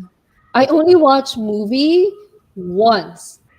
One. Really? The moment I came here, just once. And then I was disappointed because I always compare it with Dubai. Yeah. I was Oh like, yeah. oh, this is it. Okay. I like that we have recliner chairs here now. So it's Yeah. like Wow. it So maybe reclines. Like it's the it's like a same like a lazy boy. Vancouver. Mhm. Yeah. Maybe it's pretty distant in Vancouver. Yeah. Yeah. How about you, Melanie? Yeah, so same with Rachel. I also love watching movies, but but I have The Scotia. I miss Yeah. discount everywhere. I have discount. No, so our bank here in Canada is actually with Scotia Bank, and if you're a student, you sign up for what do we Scene. call it? Student banking account plus a scene card. Mhm. So it's Yes, I have Scotia that. Bank scene card. So I only have $1,000 limit, but we use that for pretty much everything. So we buy our stuff using the credit card, and then we will pay it after. Yeah, we'll make sure that it won't earn interest or whatever. We're still gonna pay it, but we're after the points, right? So Yeah. yeah, every time you spend $1,000 on a scene card, you get a free movie. So Yeah. yeah. For my second, my third, and my fourth semester, we use my scene card for paying my tuition fee. So every semester, I get 10 movies for free. Wow, so good. Free vibes. Yeah. So So you get the yeah, same points. I got the cash back. So I get no, like yeah. So The mhm. rewards. every Yeah. year. There's another card where you get a cashback, but mine was a scene point. So you can either use it for movies or for dining out. Right. So it's like 1,000 points for $10. So Yeah, all of those were free during for our entertainment. I want to add something. Also, like if you're going to open your bank account, maybe like shop around and then take advantage of that. When you open a Promotion. bank account, they give you like $300. Yeah, yeah, Yes. I got that. Oh, Yeah. I didn't know that. With CIBC, Yeah, Rachel? now they know. Scotiabank. Oh, it's Like I Scotiabank. signed up with Wow. Scotiabank, and then because I wanted the free movies, because I Yeah, was initially with TD just because my family here was using TD, and they said that it's more convenient. But then when I saw the Scotiabank's deal, like if you open an account, you'll mm, get like $300 back in mm, like within 3 months, and then you get this the all SIM card. the scene card, yeah. Yeah. And Yeah. mm. I got that money back. So Okay. Yeah, until now I still have the points from because I can't use it for movies, so I I still have know. some points. Exactly. Yeah, and I also did that Yeah, for CIBC. I got $300 for 300, right? opening an account. Yeah. 100. BMO as well. Bank Yeah. of Montreal, they have $300. Yeah. So we just take advantage of all. I think I heard with RBC before they were offering like an iPad if you open an Oh, account. Yeah, Yeah. yeah. But read the fine The prints, fine okay? print, yeah. Because sometimes, There's always yeah, there's always that. There's a Sometimes catch. yeah. there's a free iPad, but you have to pay $12 per month or whatever. Okay. Yes. So you have to read the fine print. Yeah. So pretty much our entertainment during while I was a student, it was free. I also signed up for CCIS. It was an organization in. It's still there in Calgary. So they help temporary foreign workers and international students. So they gave like free Calgary Tower tour. We can go to Banff for free and all those things. Everything free. Yeah, I'm I'm on it. Nice. That's nice. Mhm. Yeah. Okay. So yeah, All very right. frugal, very frugal. Well, that's it. You know what? Like, being an international student, as much as possible, we should save. Because, like, I mean, Yeah. just at a specific amount of time. But after you graduate, you work for your PGWP, and if you are already a permanent resident, that's the time that you can, of course, satisfy yourself. That's the time that you can buy, or just to you. I'm still frugal though. Yeah, like only spend money that you have, right? Like don't spend money you don't have. Otherwise, Exactly. it's like, That's true. especially here, like I get it though. Like sometimes the lifestyle here can be quite influential on you, right? You Mhm. see everyone jogging, having a cup of coffee outside, and like you want to be part of that. And you can, but only after saving. Exactly. You That's don't chase after a lifestyle that you can't afford. mhm. And Yeah, that, I want to add to that, Rachel, just to mention. So when I was a student, I saw a lot of students at SAIT drinking jugo juice. I was like, mm, that's $6 per one per drink. I know. All I can afford is a double double, which is like a $2. Even Even there, right? even $2 is still like It's hurting your still a lot. pocket, you Exactly. know. That's Like right. That's right. Mhm. I Yeah. only make my own coffee at home and then bring it to Mm. school. That's right. And because of that, since you are giving tips, let's now go to the last part of our discussion, which are the tips for each and every one of us. And for the Mhm. first one, let us have MC. What can you give a tip or tips on how to get an extra income for international students? Yeah, for international student, when I was like studying, I'm into extra income. So we had that time that we made a blanket ladder. Do you know that, guys? Blanket ladder. So you put Mm. your Oh yeah, yeah, yeah. yeah. So Yep. we made that and then we sold it for $50. Oh, Oh, okay, Oh, so okay. you would flip items, yeah. Yes. No, we don't. We actually made it. Oh, you made it. Oh. wow, So really? from Home Depot, and then you just. Yes. So we went to Home Depot. We bought some tools and stuff. So and Felix is like into it as well. So I helped him to do something like that. And then I sold it. And then as also I supported myself through rental income. I had a rental apartment, but it was not here in Canada. So Mhm. that's outside Canada. Okay. So if you have anything like property that you can rent out, do that as much as possible. Um, have different income streams, Mhm. right? Right. Also, if you have special skills, if you can do copywriting, if you have designing, you can Mhm. design a website, do that, because as an international student we're allowed to be a self-employed as per CIC website. And also, before you do that, as our IRCC, send them a web form. Hey, I want to be I want to work as a self-employed, right? Mhm. So have that documented. You don't want to start doing that and then at the end it will affect your PR as well. And also for your taxes, you need to be, if you want to have extra income apart from your part-time job, no.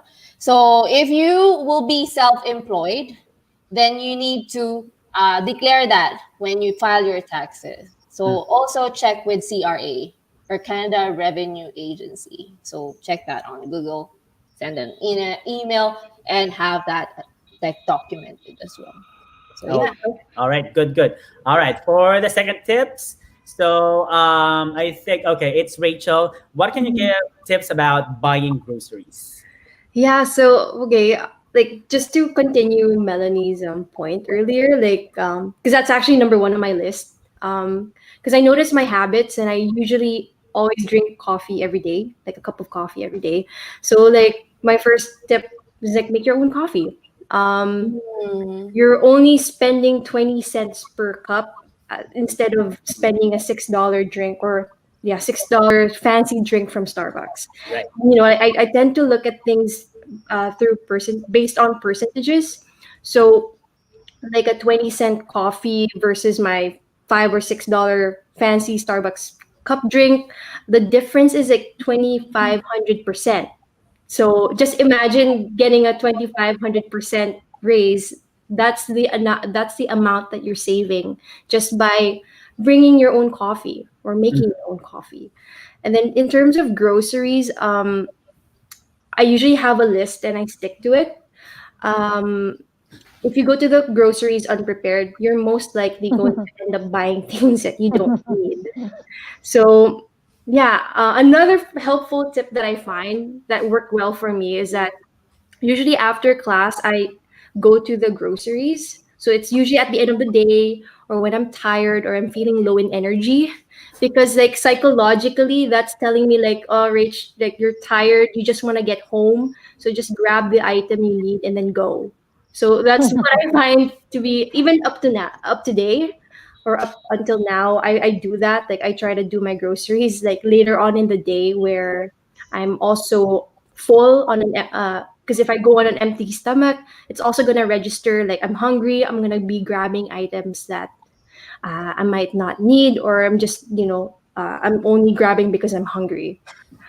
Um, I guess also like when you find time over the weekend, like organize your pantry often, because sometimes like, it's in the back of the cabinet.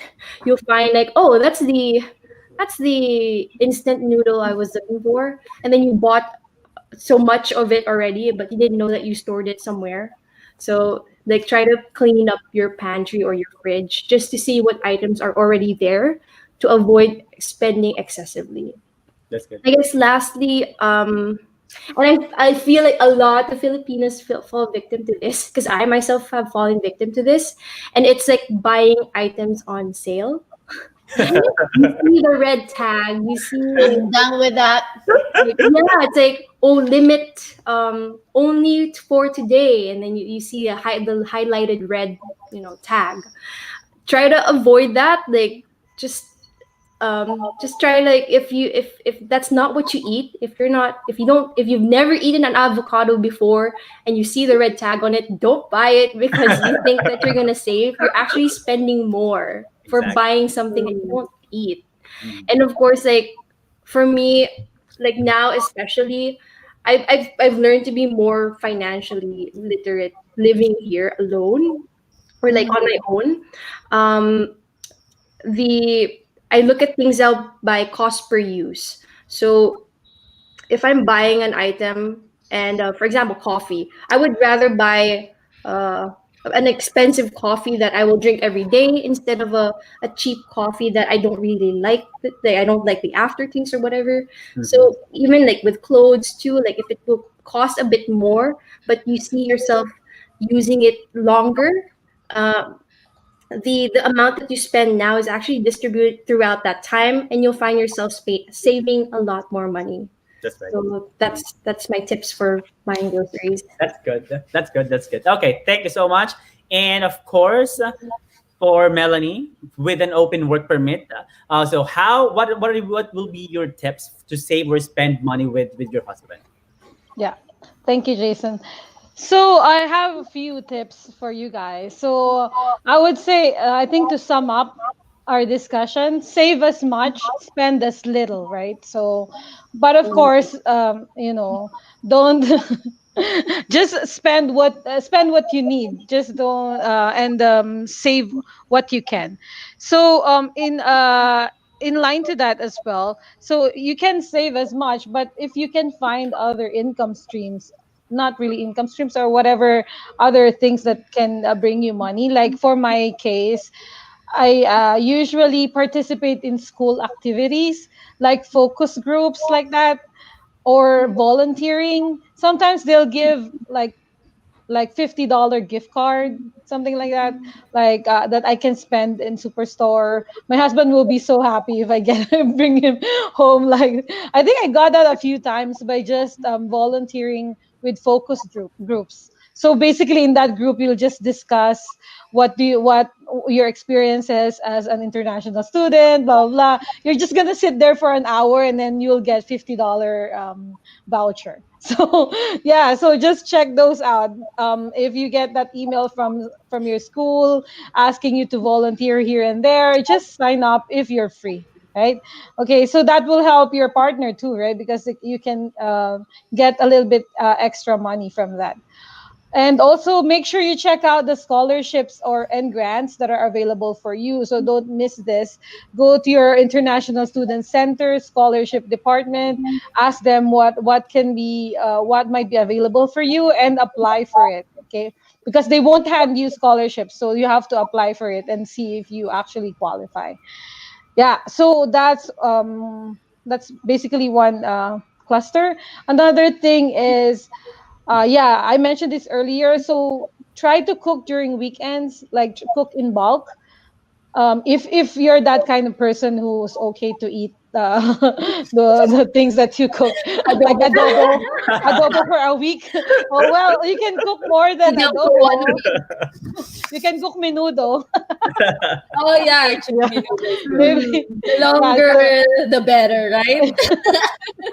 so maybe you can cook like three dishes and you can have it Monday, Tuesday, Wednesday, and then Thursday and Friday will be the same as Monday, Tuesday. So I'm not sure, but it worked for us, especially if we were tired from school and work. So at least we have food in the fridge and we can just take it and then go to school, right?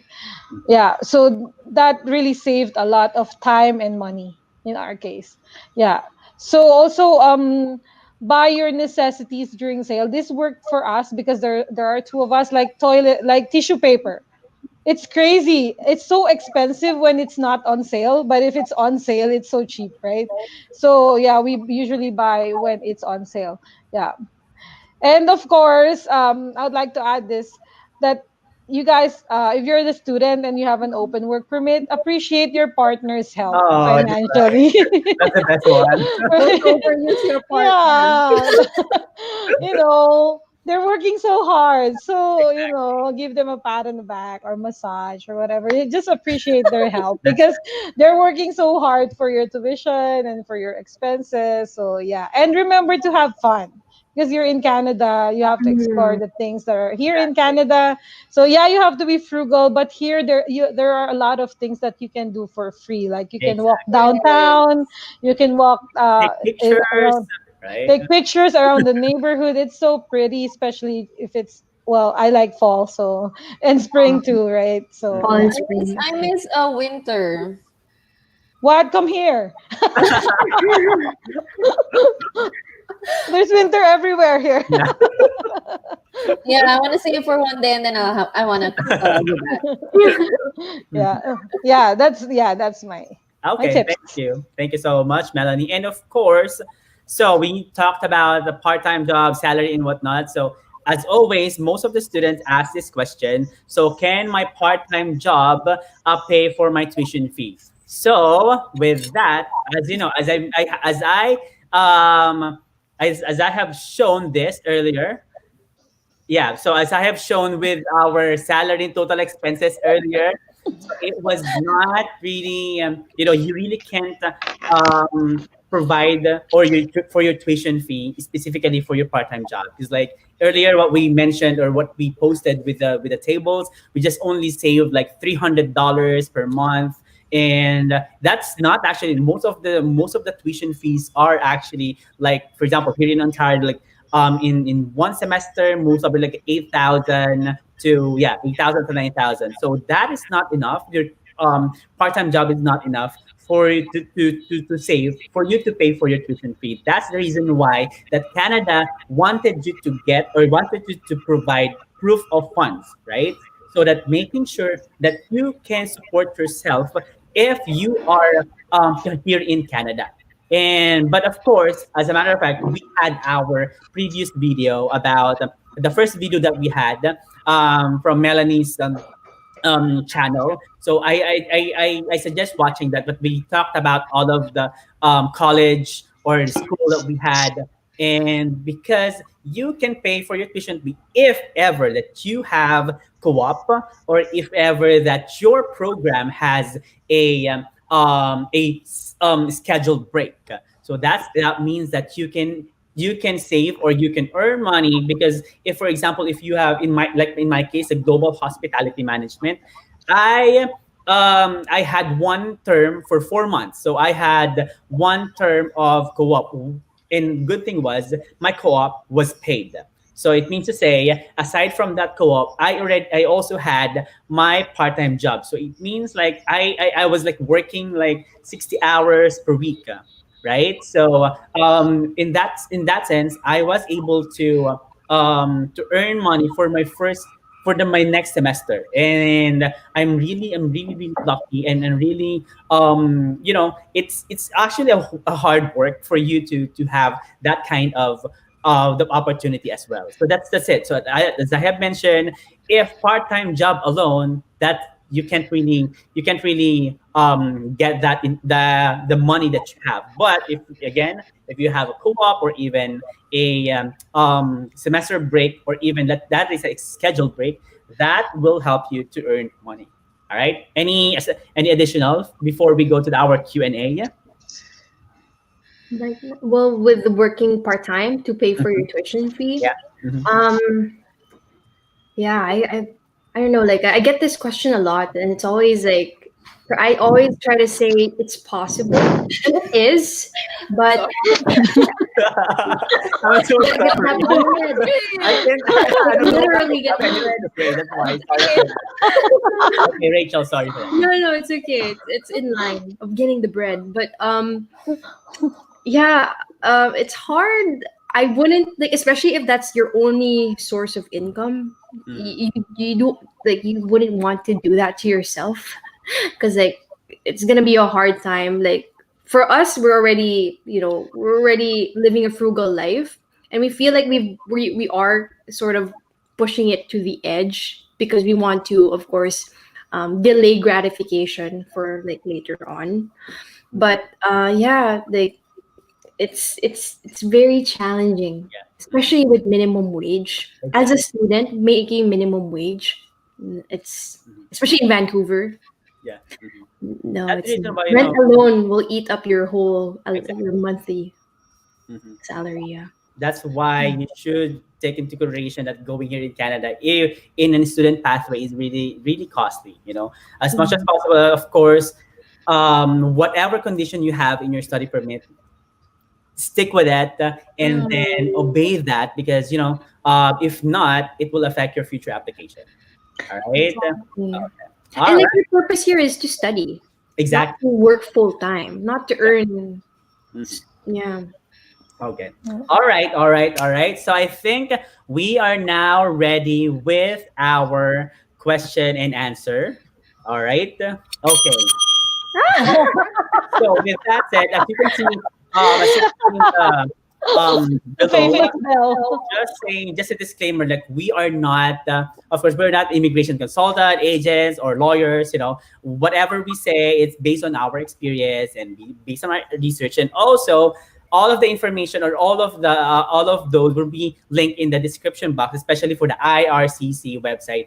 Be your best. The IRCC should be your best friend, really, as much as possible. Okay. Yeah. All right. Side, yeah. Okay. All right. So for our first question, let me just check. Okay. Here. Lawrence and Doval. What's more cheaper and convenient? Living in school campus or outside the campus, BC? Outside. Outside. With relatives. Okay, yeah. So of course, actually this one is for BC, but of course it is outside. Okay, MC. Okay. Yeah, I thought you raised your hand. So sorry. No, I want to add something too. Okay. I'm in BC right now, right? So I would say outside, Mm-hmm. right? Like maybe not stay in downtown Vancouver or downtown Victoria. Maybe walk away like 20 minutes or 15 minutes, and that makes a huge difference when it comes to the rent, like rental, right? I'm not sure with Vancouver Mm-hmm. how far you need to be away from downtown to get that cheap price. Well, usually they base the rental market on the landmarks, right? Like schools, malls, Right. and the closer you are to school, the higher the rent price would be because that's Yeah. the main attraction. That's what's bringing up the rental price up. Yeah, So, if you can stay away from prime location, if you don't mind commuting, then that will be another option, right? yes, Do and you, of course, like there's several factors to consider. Like for example, I mean, depend even if, for example, you live in the school campus, but you're in a shared accommodation. That might Yeah. also be a cost saver, right? Yes. Compared to like renting outside alone or like with Mhm. just a couple roommates too. So it's actually a pretty loaded question that may take us some time to answer because there's You so have many to things weigh around. a lot of factors. Yeah. do you know anybody living in dormitories? I think that basically That's what he's trying to in say. as yeah in school Like campus, co-op.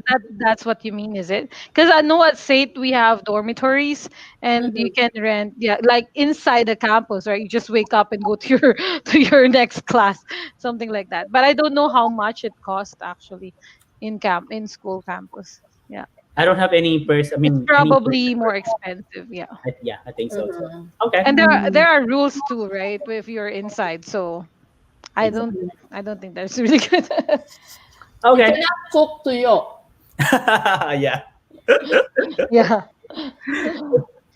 Well, All I right. think I Right. think for sorry, if for example you don't know anybody, like you want to be sure, you can actually rent in dormitories, in school because they won't cheat you. You're gonna study there, so Mhm. that's a good mhm. place to start. But I think you usually have to rent minimum 1 semester, so Mhm.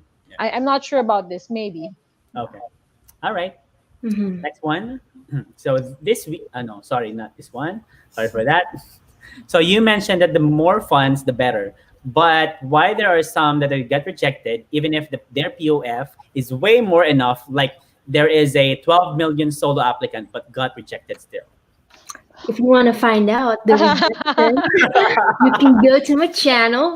There's a lot of case studies with proof of funds, and Yes. it's always a mixed bag for everyone. Why they Yeah. get rejected. Well, You cannot. POF is one thing, but there's so many other things Yeah, like where you for can get example, rejected. where they got the money, how like, Yes. or how is it a large lump sum deposits like suddenly showed up in the last 6 months? All these things. Yes. It's not just the cost. There's a lot of factors as to why it would get rejected. It needs to make sense. If you have 12 million, how did you make that Mm-hmm. 12 million? Or like where did it come from? Like you really have to thoroughly explain, especially in your Yeah. explanation letter. Yeah. Mm. Okay. So again, it's not just about proof of funds. There are a lot of factors and Mm. consideration, especially for your credentials. All right. Mhm. Okay. All right. This one, quick question, guys. What about the actual housing market for students who will arrive all by yourselves without a safety net? I mean, I think.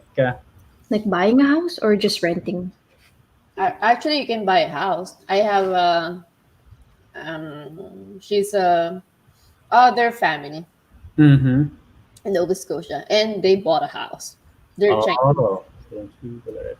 But but I don't know. Like. I think they got a loan or something Mm-hmm. because you can do that in Nova Scotia. Housing market here is terrible right now. Like more like a million a house, right? In Vancouver, I believe Vancouver is you need to expensive. pay. I forgot the term, but there is a fee that you have to pay if you're a temporary resident. But in Nova Scotia or New Brunswick, they don't have to pay that fee. Oh, but yeah, I just saw his comment right now. He's asking for the rent, the actual rent market. Okay. So, for example, in Vancouver, a one-bedroom apartment, unfurnished would be in Vancouver would be 1,900, and then for a three-bedroom, it can come up to 3,500. That's in Mm. like downtown. But if you were to move outside, like for example, New Westminster, a one-bedroom apartment would cost 1,700. And if you move further back to Surrey, which is the um, usually the cheapest city to rent in Metro Vancouver, a one-bedroom there would cost like 1,300. And I actually made a video about that on my YouTube channel as well. So if you want to check it Yeah. out. So I'm actually here in British Columbia as well. So the rent that we have right now is 1,150 for a one bedroom apartment In Victoria, in Victoria. In So Alberta, it's pretty much the same. I think 1,200 for a one-bedroom apartment. Yeah, but yeah. right now we're actually located in Edmonton, and we're renting a basement. It's only $750. Mhm. Hmm. Yeah, for me and my husband. So we're still saving, and we're actually planning to buy a house oh, that's cool. Ah, good, next good. year. So that's why we are still here. We're saving up because Yes. yeah, for next year we are saving up for the deposit so that next year we can actually pursue buying a house, our own house. Yay! Yeah, we actually Wow, about to good. buy a house last 2 months ago. Because But it's cheap right now, right? Exactly. Yeah, because of COVID. Yeah. yeah, and then we found out that oh, you're a temporary worker and you have to pay that foreign tax. Oh. Mm. Unfortunately, they have that in here in Victoria. Okay. Hmm. Here in Ontario, I am in Kitchener, Ontario. So if you're looking for a like a, I'm living in a basement with two bedrooms. So this is actually like 1350. $1,350. But most of my friends are actually like in one house and per room. They need to share the kitchen, the bathroom, like that. They are paying like 500 Canadian dollars for one room. All right. So if ever here in Kitchener, that's gonna be the amount for that, $500. Okay. So all right. Okay, so this question, I'm so sorry. I think question I have a relative in Alberta. She is planning to be an employer. So I'm sorry to that. I'm sorry with that. We won't be answering this question because we are talking about international student study pathway. Okay, the Yeah. next one for the Vancouver. What is the least It's expensive expensive grocery groceries. store in Vancouver? Like, well, if you do you Walmart. consider Dollarama? Walmart is Dollarama like probably, cheap. but if you want like junk food or snacks, you can find it there. But I noticed that I tend to shop at Superstore a lot. Mhm. Yeah. and Walmart. So Walmart. yeah, Yeah. like I try to avoid like Whole Foods or Simple Nestor's noodle expensive Market. here. It's pretty expensive because Yeah, I like think yeah, Walmart and superstores. Yeah, Walmart. superstore. Yeah, yeah. These Mhm. two would be Same thing here because like I same usually in go to Alberta. Dollarama as well. So, easy You as have that. another one in I think that's in Toronto though. The yellow one, I forgot. No frills. No Yeah, frills. Yeah, that yeah. one. No, Yeah, we no don't have no frills. frills here. Yeah, Oh really?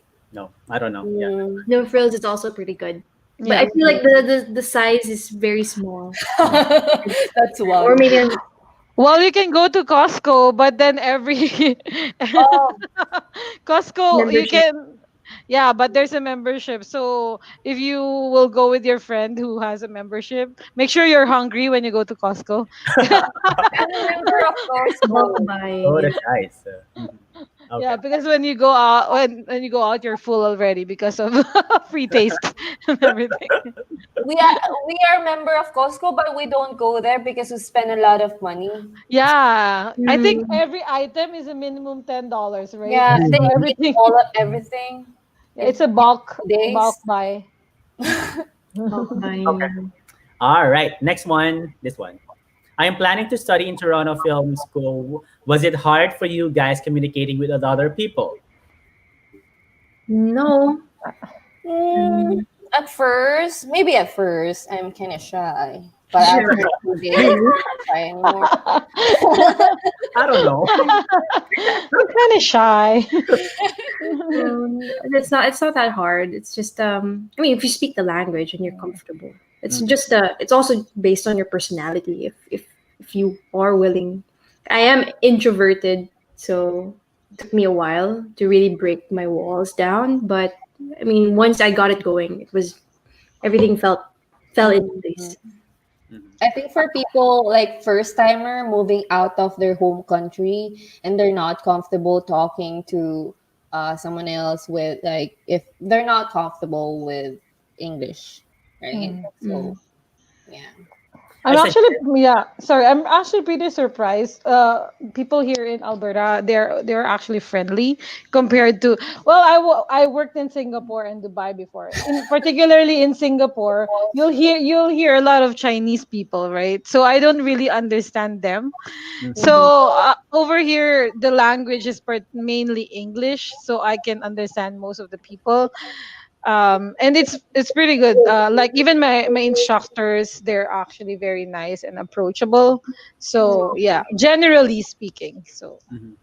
it's So in my case, like I mean, when we came here in my agency was like almost 25 students for one agency. So most of the time we stick together, Filipinos stick together, But sometimes like I feel like it's there's a like a negative part of it in which that I was Mm. not able to communicate with other people as well.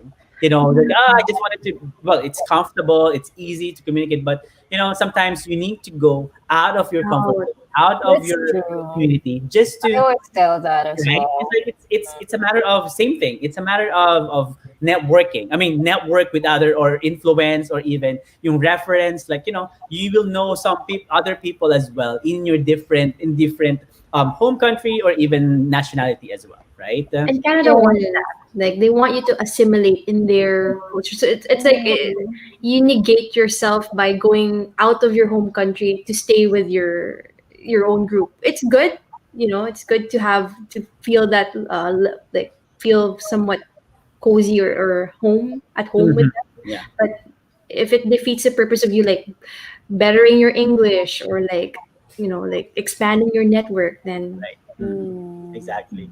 But specifically for communication here in Canada, they don't really like it doesn't really matter if you speak in fluent or even with an accent. Accent, yeah. Don't worry about that. But it actually will change. Your accent will change after a while, right? yeah. Exactly. Yeah. Okay. So with this question, what do you think? May I know if how it will work a personal support worker course? Are they allowed to apply for PR while working after 1 year program? That's an Sounds like immigration question. it's Okay. a very case specific question Mhm. that Mm. requires Okay. Okay. legal So help. this one. So for a college on February and I received my acceptance letter, do I have to apply for visa right away? I would say yes. Apply right away. Yes, you can. Mhm. Yeah, it takes a while now. I saw the 32 weeks. Yeah, 32 weeks, exactly. yeah. It's Exactly. like 32 weeks. almost like how many months is 32 weeks? Like before I checked it, it was 23 weeks. Now Really? it's 32 weeks to process It the is. I was like also shocked about it when I saw that one as well. Yeah. More than 6 months. Like 52 weeks in 1 year, right? Mm-hmm. Mm. They have a lot of backlogs, I think. Yeah. Mm-hmm. But that's Okay. for Philippines, right? That's for Philippines. Yeah, for Philippines. Yeah. For Philippines. Yeah. Okay. So as early as possible, just try to apply for your. Yes. Mm. Okay. All right. Next one. Can I ask something about part-time job? If you have 20 hours per week, can you still work online like virtual assistants? Is it legal? That I remember someone asked that in the group. Yeah. Is it self-employed? But this is immigration question. Mm. It depends, right? Mm-hmm. Would you pay, like, are they gonna pay you here in Canada, or is it outside Canada? Mm-hmm. Because as per the screenshot that I saw in the group, it was answered by IRCC. If it's outside Canada, it's not considered. It's not included in 20 hours in a week. But I don't quote me on that. So you have to do your research and check with immigration lawyer consultant before you do something like that. Exactly. Okay. Sure. All right, this one. Please, I need answer as regards to Brantford. I will be flying next month to study at Conestoga College, Brantford. How's housing like over there? Is it safe? Crime rate? All right, for Conestoga, for me, I am in Kitchener. One of the, yeah, of course, campuses is in Brantford.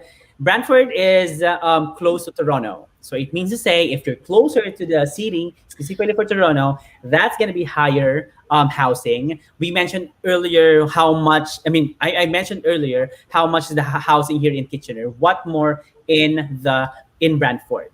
Okay.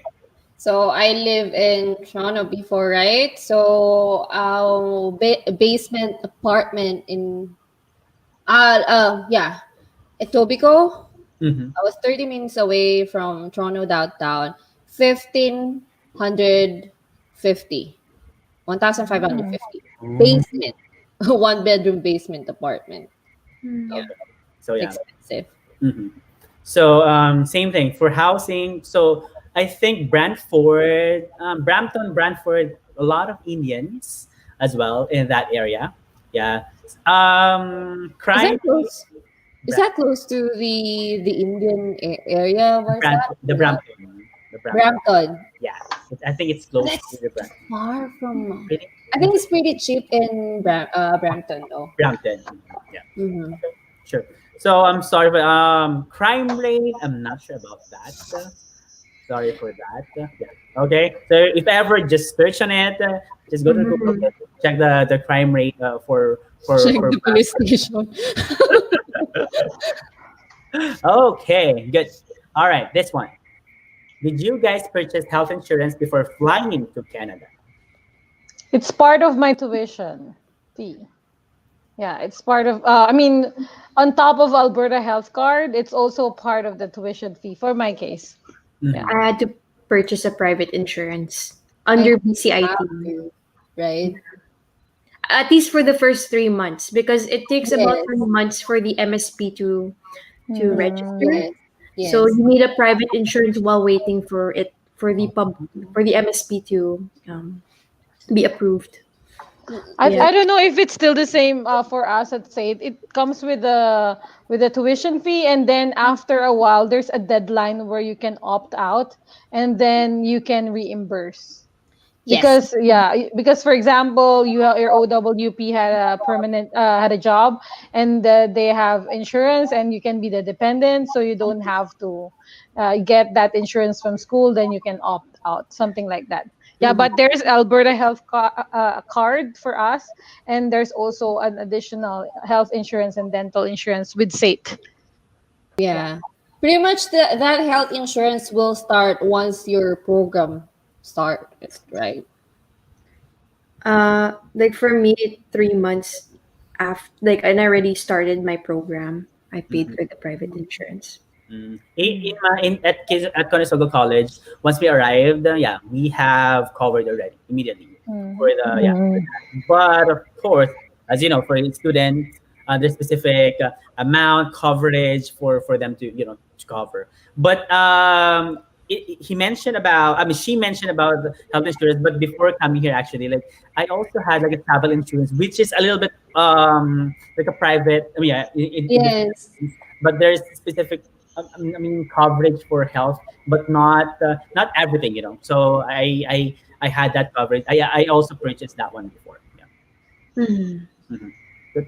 All right, okay, so okay, let me just check on the other one. Okay, sorry for that. Housing defense. Oh, sorry, no. It's actually Jay-Z the music.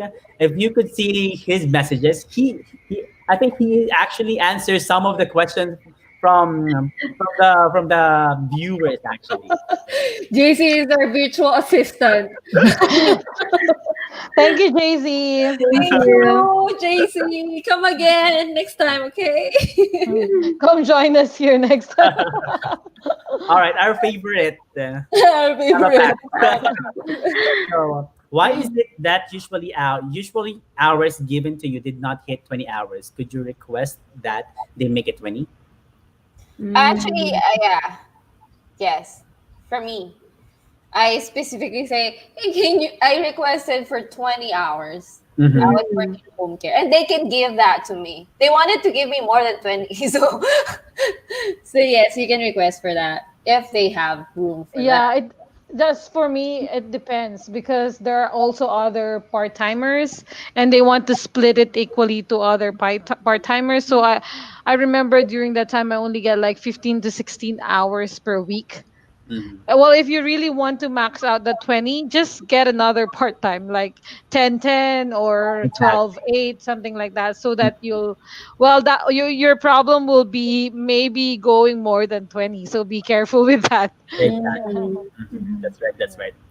Okay. So, what do you call it again? Make it 20. So yeah, that's it. In hospitality industry, to be honest, we can't like I mean we can request that in 20 hours, but sometimes, especially right now, especially in this pandemic, hospitality and service industries were really affected. So yeah, sometimes if, for example, the hotel or the restaurant you're working, if your manager needs you need to go home, you need to go home, even if your schedule is really, like, for example, for 8 hours for this day. If your manager decided, because like it really depends. Really? Yeah, that's in the hospitality industry. Oh, like Yeah. you came to work and then you just like Yeah. go home if they say, Exactly. So for example, even for example, you're working for 8 hours and it's so dead. We call it so dead, like if no customer at all, like, yeah, you need to go home and That's we so can do it anything. sad. Yeah. Exactly. That is the reason why, like Melanie mentioned earlier, good thing here in Canada is that they will be asking you for your schedule and your preferred work. So yeah, if you want, you can do jobs. Just make sure don't over 20 hours per week. Okay, good. All right. Okay, so hi Jason. If a student has part-time job for 20 hours, they have to pay tax as well. Of course. Yes. Uh-huh. no but es- no escape. but after When you file it, once you file your taxes, you can get mm, you it. can get it back because like your tuition fee is you can use as credit, right? So Yes, once you you pay like 3 times more, so yes. it's most likely you'll get the money back. Hmm. Exactly. Okay, good.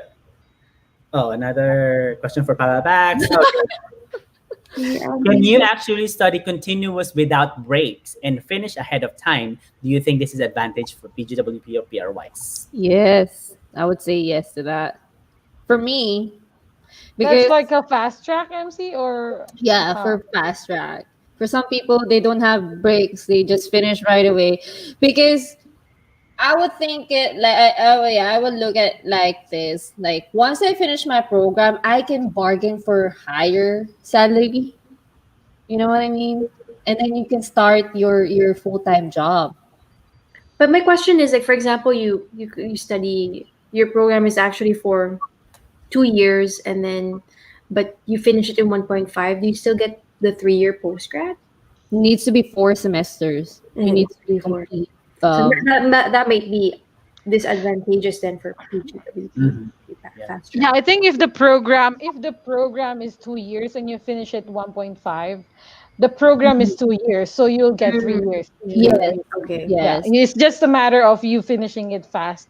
If you are probably in your 40s or late 30s, if you finish your PGW your program faster, then you won't have to deduct your points again. Every year you get deducted of points for permanent residency, right? Exactly. But for Mm, your question, Papa Pax, like if I'm talking about my program, you don't have that option because they won't offer the other subjects during summer. So mm, they only offer those subjects during that semester. So for example, if I fail that subject, I have to wait another year. It's because there's not a lot of people taking our program, so there's no special course for a specific number of people, like you know so Mhm. you don't have that option for our course. So maybe some courses like business, if there's a lot of enrollees, yes, it's Right. possible. Mhm. Yeah. Mm. Also, if it's 1+1 program, right? If it's offered like January, you're done by Mm. like okay, September, August. yes. And then there's another program for your second year would be September. Then that's Mm. continuous. You can That's do what I, that in yeah. Niagara. So, like same thing. That's what happened for me. Like Yeah. same thing, but like the thing was the good thing. I mentioned this one before. The good thing about my program was like the 7 courses or subjects were accredited from my first program. That's why Mhm. the second program, instead of taking 2 semesters, I just took it 1 semester. Yeah. Mhm. And you Okay. got 3 years, right, Jason? Yes, I got three Yeah. years work. PGWP. Yeah. Mm. Okay. nice. All right. Next, I heard that you can work on campus plus 20 hours plus the 20-hour part-time job. Is it right? Have any one of you Uh, guys did that? work on campus. I think No, he's I haven't thought asking it. if you can work more than 20 hours If it's in uh, campus. in campus. I mean, you can work in campus and then another 20 hours outside Mm, campus. Maybe that's what he's asking. Yes. Yeah, I think that's the question. All right. Yeah. I didn't experience that, but my friend actually experienced that. So what happened to him was he was working on campus for 15 hours per week, and then he was working in a hotel for 20 hours per week as well. So that, Wow. yeah, exactly. So like I'm dead it by looks that like, yeah, time. exactly. It looks like he's working full time, right? It's almost full time, right? So yeah, but Yeah. still same. So you can work on campus and off campus as well, but make sure off campus just 20 hours per week.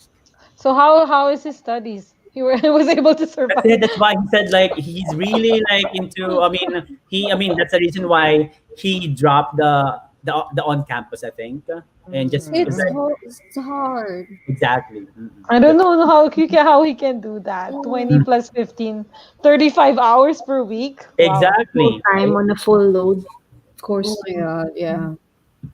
Okay. So here, do you have any idea how long will it take for my visa to be approved, complete my all requirements, and had my Mm. biometric flags? No, Um, sorry. Sorry. like Oh, Yeah. we don't have any contact inside IRCC.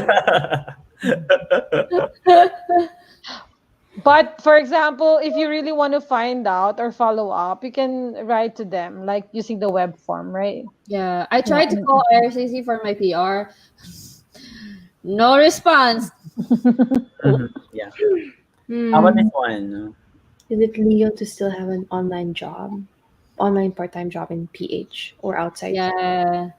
Again, you have to double check. I would double check with immigration lawyer. Lawyer, not consultant. It's very technical, right? Yeah. Yeah, that's right. This one. Do you guys think it is great idea to go to Canada at 19 years old with no experience and study by yourself? Do you have money? Yeah, that's the actually it's a beautiful thing. Like if Yes. you do your university or college here, and then you get a I think, postgrad work oh, permit here. I have some ideas for that. I remember she's the Philippine representative of Niagara College, and she said like a lot of students from the Philippines who just finished high school, they go here to Canada Mm. and finish college. If I have money, I would. If you have money, like Parents will if you provide. have 20,000 per year to Mm. For pay, sure. Mhm. That's right. go. I mean, go for it. Good, good, good. All right. Here, for students that has a kid, are they entitled to have an allowance from the government? As far as I know, after the whoever is working, if you accumulated like 18 months of work, then the kid will have an entitlement. That's what I heard. Okay, you can double check that from in the CIC website or anywhere. But yeah, my friends who have kids, after 18 months of working, they get some allowance from the government for their kids. Mm. That's what Okay. I heard. Mhm. Okay. Next, I think this is for me. What other source of income did you have when you were still studying? Do you have some sort of sponsors, or you just paid the tuition fee by your salaries? Okay, so first, I just only have the two part-time jobs that I had. It was like 10 hours per week. The other one 10 hours per week. That is were the only jobs that I had, my part-time job. And then my parents actually supported me for my second semester of my first program. But on the next program, like what I mentioned, because of the paid co-op, I was able to earn money and pay for my tuition fee. But that's it. So sponsor, it's gonna be my parents. It's gonna be they help me for that as well. Okay. I remember the chicken Yeah. Yeah. staring at us again. Yeah. The instinct Mm. code. Okay. I think this is for Melanie, Melanie, which is harder to be to do. harder to do. Are you to be a partner or a student? Oh, student. It really depends. Actually, because if you have been working for a while, then if you become an OWP, then you'll still be working, so that's okay. But the challenge is, will you be working in your profession, right? Because being an OWP holder, you're allowed to work anywhere for any employer here in Canada, right? So, but then for example, if like my husband he's an electrical engineer, but he can't work as an electrical engineer, right, in here because you'll need certification. So will you be ready to accept a job as an OWP, right? So that's also hard. And another question is, if you have been working for a long time, are you ready to be a student? That's also hard. So it really depends on your preferences. Mhm. So yeah, I really want to study. For our case, I really want to study because I want to have a break from work. I've been working for like 10 years before I came here as a student, Mhm. so I really want to have a break. So I really enjoyed my student life, and yeah, I after actually, that student life, then yeah, I actually enjoyed studying. yeah, right, I it's want to go fun. back. It's fun to study, right? Fun to If study, yeah. you yeah, if you really like what you're studying, like for my case, I really like what I studied because that's really my line. And I got the another level of appreciation with my stuff because I get to relearn it. And I was very fortunate because I was able to apply it immediately to become a chemist here in Alberta. So yeah, Yeah. that's pretty good. Okay. All right. Here. Next one. Here. When you arrived in Canada, how did you manage to find your apartment's address, or did you ask assistance from anyone to pick up from airport? I was picked up by my I aunt. was picked up. Yeah. Oh, this Same. is like, Same thing with me. I was picking up my friend with my yeah my roommates as well. I Okay. was picked up by the, remember the Filipino community group that I connected with? So Oh, they picked nice. up a newcomer to the Nice. Oh, that's good. because Oh, the airport is like 45 minutes away from the place that I'm gonna live in. Yeah, so that's they're so nice of them. Yeah. yeah, Filipino community in Nova Scotia, they're really helpful. Yeah. That is the reason why it's really important. Like before coming here, you must have like some connected people. You know that you can, especially if you what area are you going to, right? Yeah. Mhm. And Yeah, once you're stable, like right now, if someone's going to visit me here, if someone wants to move to Vancouver Island, Mhm. I offer that as well. Pay it forward. Yeah. exactly. Hmm. That's good. Okay. So this one. Do I need to declare my full-time job in the Philippines if in case my company will allow me to work from home while doing my studies? Yeah, I get a lot of that question. What does it mean? Like, My full time job in Philippines. So she's going to work. She's still going to work, Oh. Right. but that's outside Canada. Is that considered Canadian hours? That's the question, right? yeah, if he can or yeah, if she can do it, right? Yes. Maybe I would. I like for me, if that will happen to me, I can keep that job, but I will still have the 20 hour per week, just to be in the safe side. Mhm. Oh, like you mean like the outside work is included in the 20 hours? No, like I will stick with 20 hours a week. Yeah. It's so hard if you work more than 20 hours a week, Yeah, that's right. right? Mhm. Like for me, I can't It's so handle technical. I don't know what to answer. Yeah. It seems All like Can you ring the bell? it's like a lawyer. okay. Being immigration a law. lawyer. Okay. For everybody, how do you pay for your tuition fees? Do you have to pay the whole tuition fee per term? Is there plan for payments? Did per semester, every two terms for us. So there were two payments that I made for that 1 year program. So every start of the semester, right, Rich? Every Yeah. start of the Same semester. thing. Same thing with us. Yeah. They're really strict with that. I believe my classmate tried to ask for a grace period, and the admission only gave her 15 days. That's it. Mm.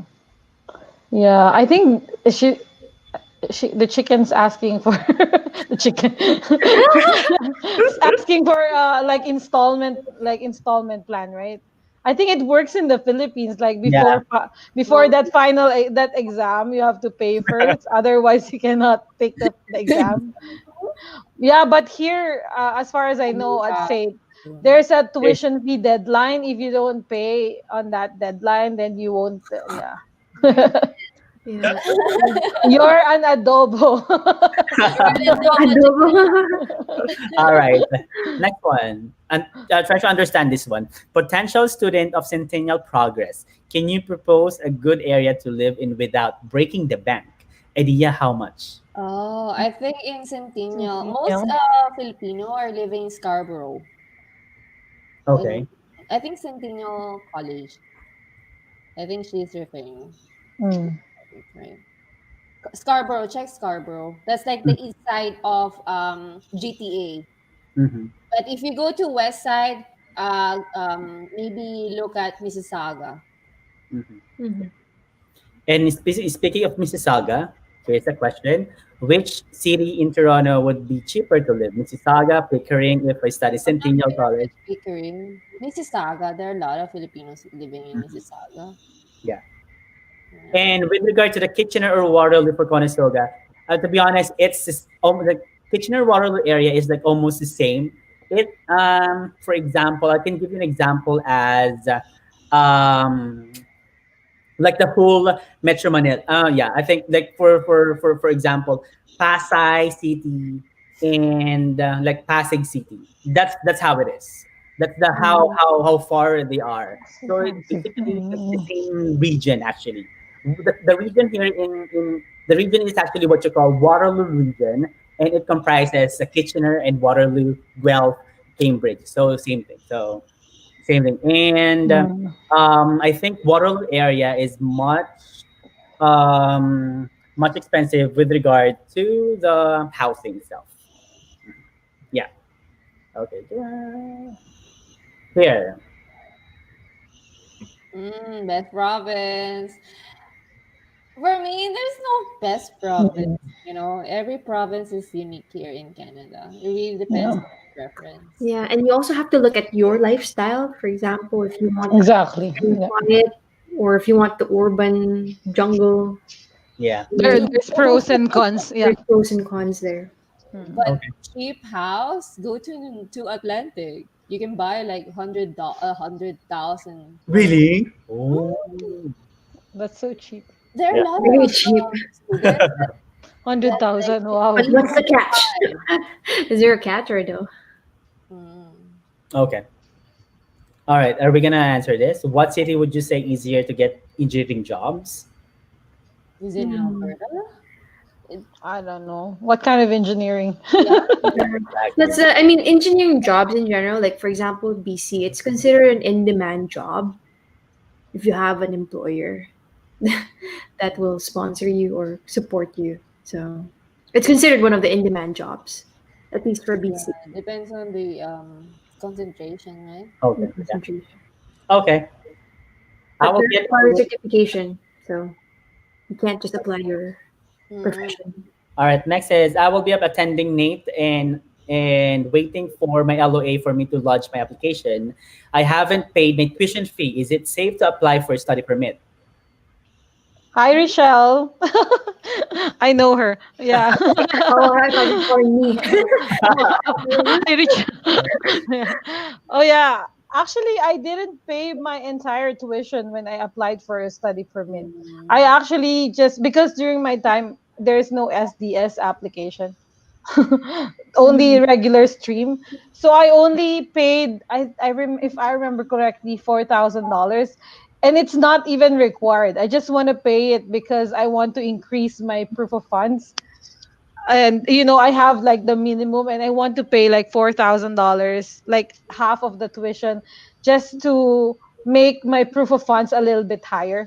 And I paid using credit card during that time. So yeah, so it's actually you can apply because for study permit application regular stream, you don't need to pay your tuition fee. You only need an LOA. You need LOA. the LOA, the letter of acceptance from school. That's what you need. But if you are going through like the SDS, you need to pay 1 year tuition, right? Am I right for the SDS? Mm. Yeah, Yeah, at least 1 year, yeah. and the GIC. Yeah, Okay. In IELTS. and Mm, IELTS. Yeah. exactly. Okay. Good. All right, for chicken pox a fox again. Okay, I already mentioned this one before regarding my co-op. How does the co-op help you to pay? Again, my co-op is paid. Luckily, I was able to gather one tuition fee. Again, the co-op depends on the program, depends on your DLI as well, and it depends if it's gonna be paid or not. Okay, so make sure to consider and also check with your school. All right, this one. What is TSOM? Think I think that's Toronto. I'm not sure with School of Management. School of Out or Oh, So okay. yeah, so management. I think that's private school. exactly. That's the reason why he's asking. Is offering cheap tuition and co-op program, but they don't have Mhm. PGWP. In your honest opinion, did you think it's possible to still obtain PR? How can you work? Private school. I don't know. Me too. Like, how do you get a work permit? If it's not open, then it's closed. There's a lot Yeah. of pressure to get a closed work permit. I think there's some people would say the school would provide job offer. How is that possible? You're not even here in Canada and then you have the job offer? I don't get it. uh-oh. Sketch. Okay. All right. Okay. Okay. Okay. That's our reaction. Just read Yeah. between the lines. Okay. We can't say All right. bad things, right? Next. Just Next. read Next between the lines. question. Okay. Is there a way to change program when you arrive in Canada, like course or yeah program that I will take? You guys, do you have any? Okay. Oh, Mm. I have Okay, a good. Mhm. yeah, I have a friend.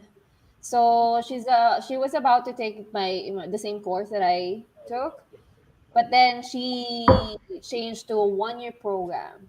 So she changed it here in Canada. So actually you have, I think, 15 days to change your program. Right? I'm not sure. You don't you guys have that? I like the program I'm I not sure. chose. Yeah, I didn't think of Yeah, that. So, you yeah. can change it. Like once you're here, you have that chance to like kind of like feel your program. Do you really like it? You know, so they will give you a grace period. Mhm. But Yeah. if you're going to change that, make sure that you're here in Canada. Okay. Okay. Yeah. Good. Good. Good. Okay. So, the next one is this. How much time do colleges take to reply for an application? Depends. NBCC takes like forever. It depends on the school and the program. Program. Mhm. Mhm. Yeah, because I remember at SAIT, it took me like I think 3 months before I got my LOA for Mm-hmm. my program. But also same at SAIT for business ad. I think they got like after 2 weeks or 3 weeks. I think. Yeah, it Mhm. depends on Yeah, the yeah. It program really depends. Yeah. and the Okay. school. It is. It is. It is. Okay. Sure. So I just wanted to remind everyone, like, we're just gonna get maybe like three more questions because like we're in like 2 hours and 34 minutes as of now. So like, yeah, 3 to 5 question more. We will Yeah. make it. We will make it quick. We will be answering one question by one person as well. Okay. All Yeah. right. So He's waiting. exactly. He's gonna kill me now. Okay. Here's okay. Rachel, can you? No, I think that's gonna be POWP. How about My uh, wife is planning to enroll for a 1 year program in Winnipeg, but we are worried that 1 year PGWP will not be enough for her to buy a home. Yes, it's still applicable. So, yeah, so if your wife will take 1 year program and you feel like it's not enough, she can enroll in another program, one Yeah. plus one, and then she can get 3 years PGWP. But you have to plan side by side with your wife. Like if your wife is the one studying in Winnipeg, I heard that they have a really good provincial nominee program for open work permits as well. Even though you're not in a skill job, you probably can get a nomination. So let your wife study for a year and you work on your PR pathway. Yeah, and then see before the 1 year program ends if she needs to study again, or another 1 year of PGWP will be enough for you guys to be a PR. Yeah. okay, good, good, good. Okay. Uh-huh. Okay, this one.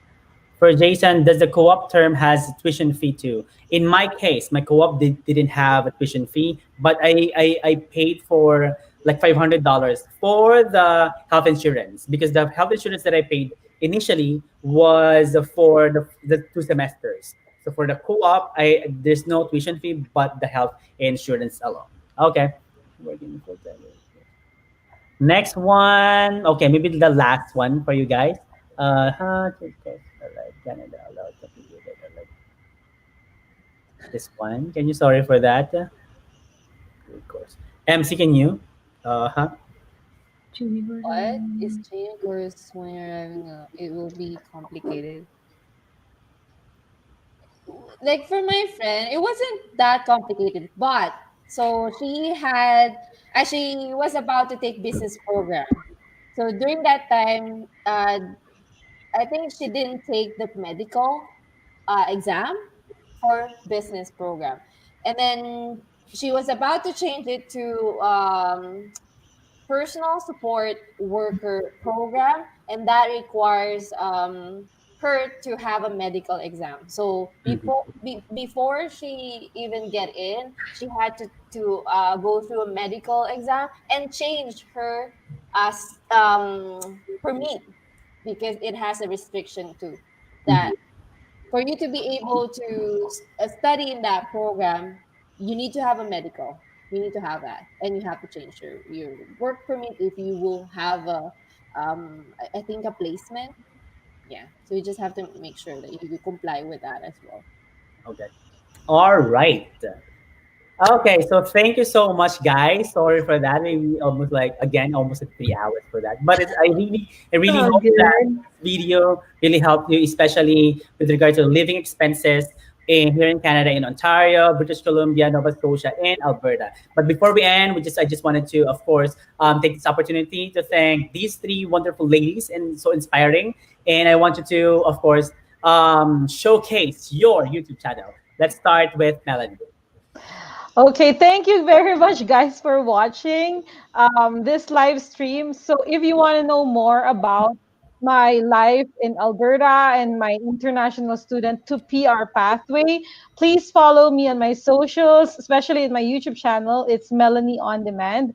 I also have Facebook page and Instagram as well. So, if you go to my channel, you will see a lot of videos with regards to Alberta because I'm from Alberta. And I recently have a live stream with two other international students in Alberta who are already permanent residents. So if you're considering to go to Alberta, make sure you watch that live stream so you'll know what pathway will be applicable for you or will be of interest to you. So please check out my channel and subscribe. Okay, don't All forget to righty. Thank you subscribe. so much. Thank you. And for Rachel. So hi guys. I usually make videos on like how-to videos on like the permanent residence application, study permit application, and even the postgrad work permit. So if you want to watch my whole playlist over the weekend, if you have nothing to do, then that would be great because this will give you insider info on what it's like to immigrate to Canada. And of course, I'm also trying to branch out by also analyzing case studies, like failed case studies of So students good. or PRs Yeah, that, so that good. so you might learn because most people learn from other people's mistakes, and that's my aim for that video to at least know what direction you should go when you're making an application to come to Canada. And of course, you can find me uh, using my username on the screen. It's RR Dancel, and I'd really appreciate your support. All right. And MC. Yeah, so please subscribe to my channel, Study Live Explore Canada, and also I have a mentorship website that you can visit. Like look at some of my resources, but they're all about my journey. And in my YouTube channel, I talk about more for study permit application, schools in Canada, and also my life here as an intern. I was an international student, and now I'm on my PGWP, and also I'm gonna share my journey as I get my PR as well. And I'm actually looking on my playlist. I also share some personal finance as well, how to apply for your taxes this coming thing. Right. And I also share some success stories from different international students from different provinces as well and different nationalities. So I'll be having Nigerian this coming month, Good. and our next video will be about how we are able to save 50% of our income. That's nice. Yes. Yeah. Okay. All right. So again, guys, thank you so much. And we will be having next one with MC. And Yes. Yes. when it's gonna be. So like don't forget to of course to like, subscribe to our channel. And thank you so much for those who commented and really supporting our channels as well. All right. So thank you so much, guys. I Thank hope you. you Have have a a great good. day. Thank And you, Jason. Thank you, Yeah. Jason, as well all Merry right. for Christmas, hosting the show. Jason. Bye, All guys. right. Bye Bye. guys. Bye.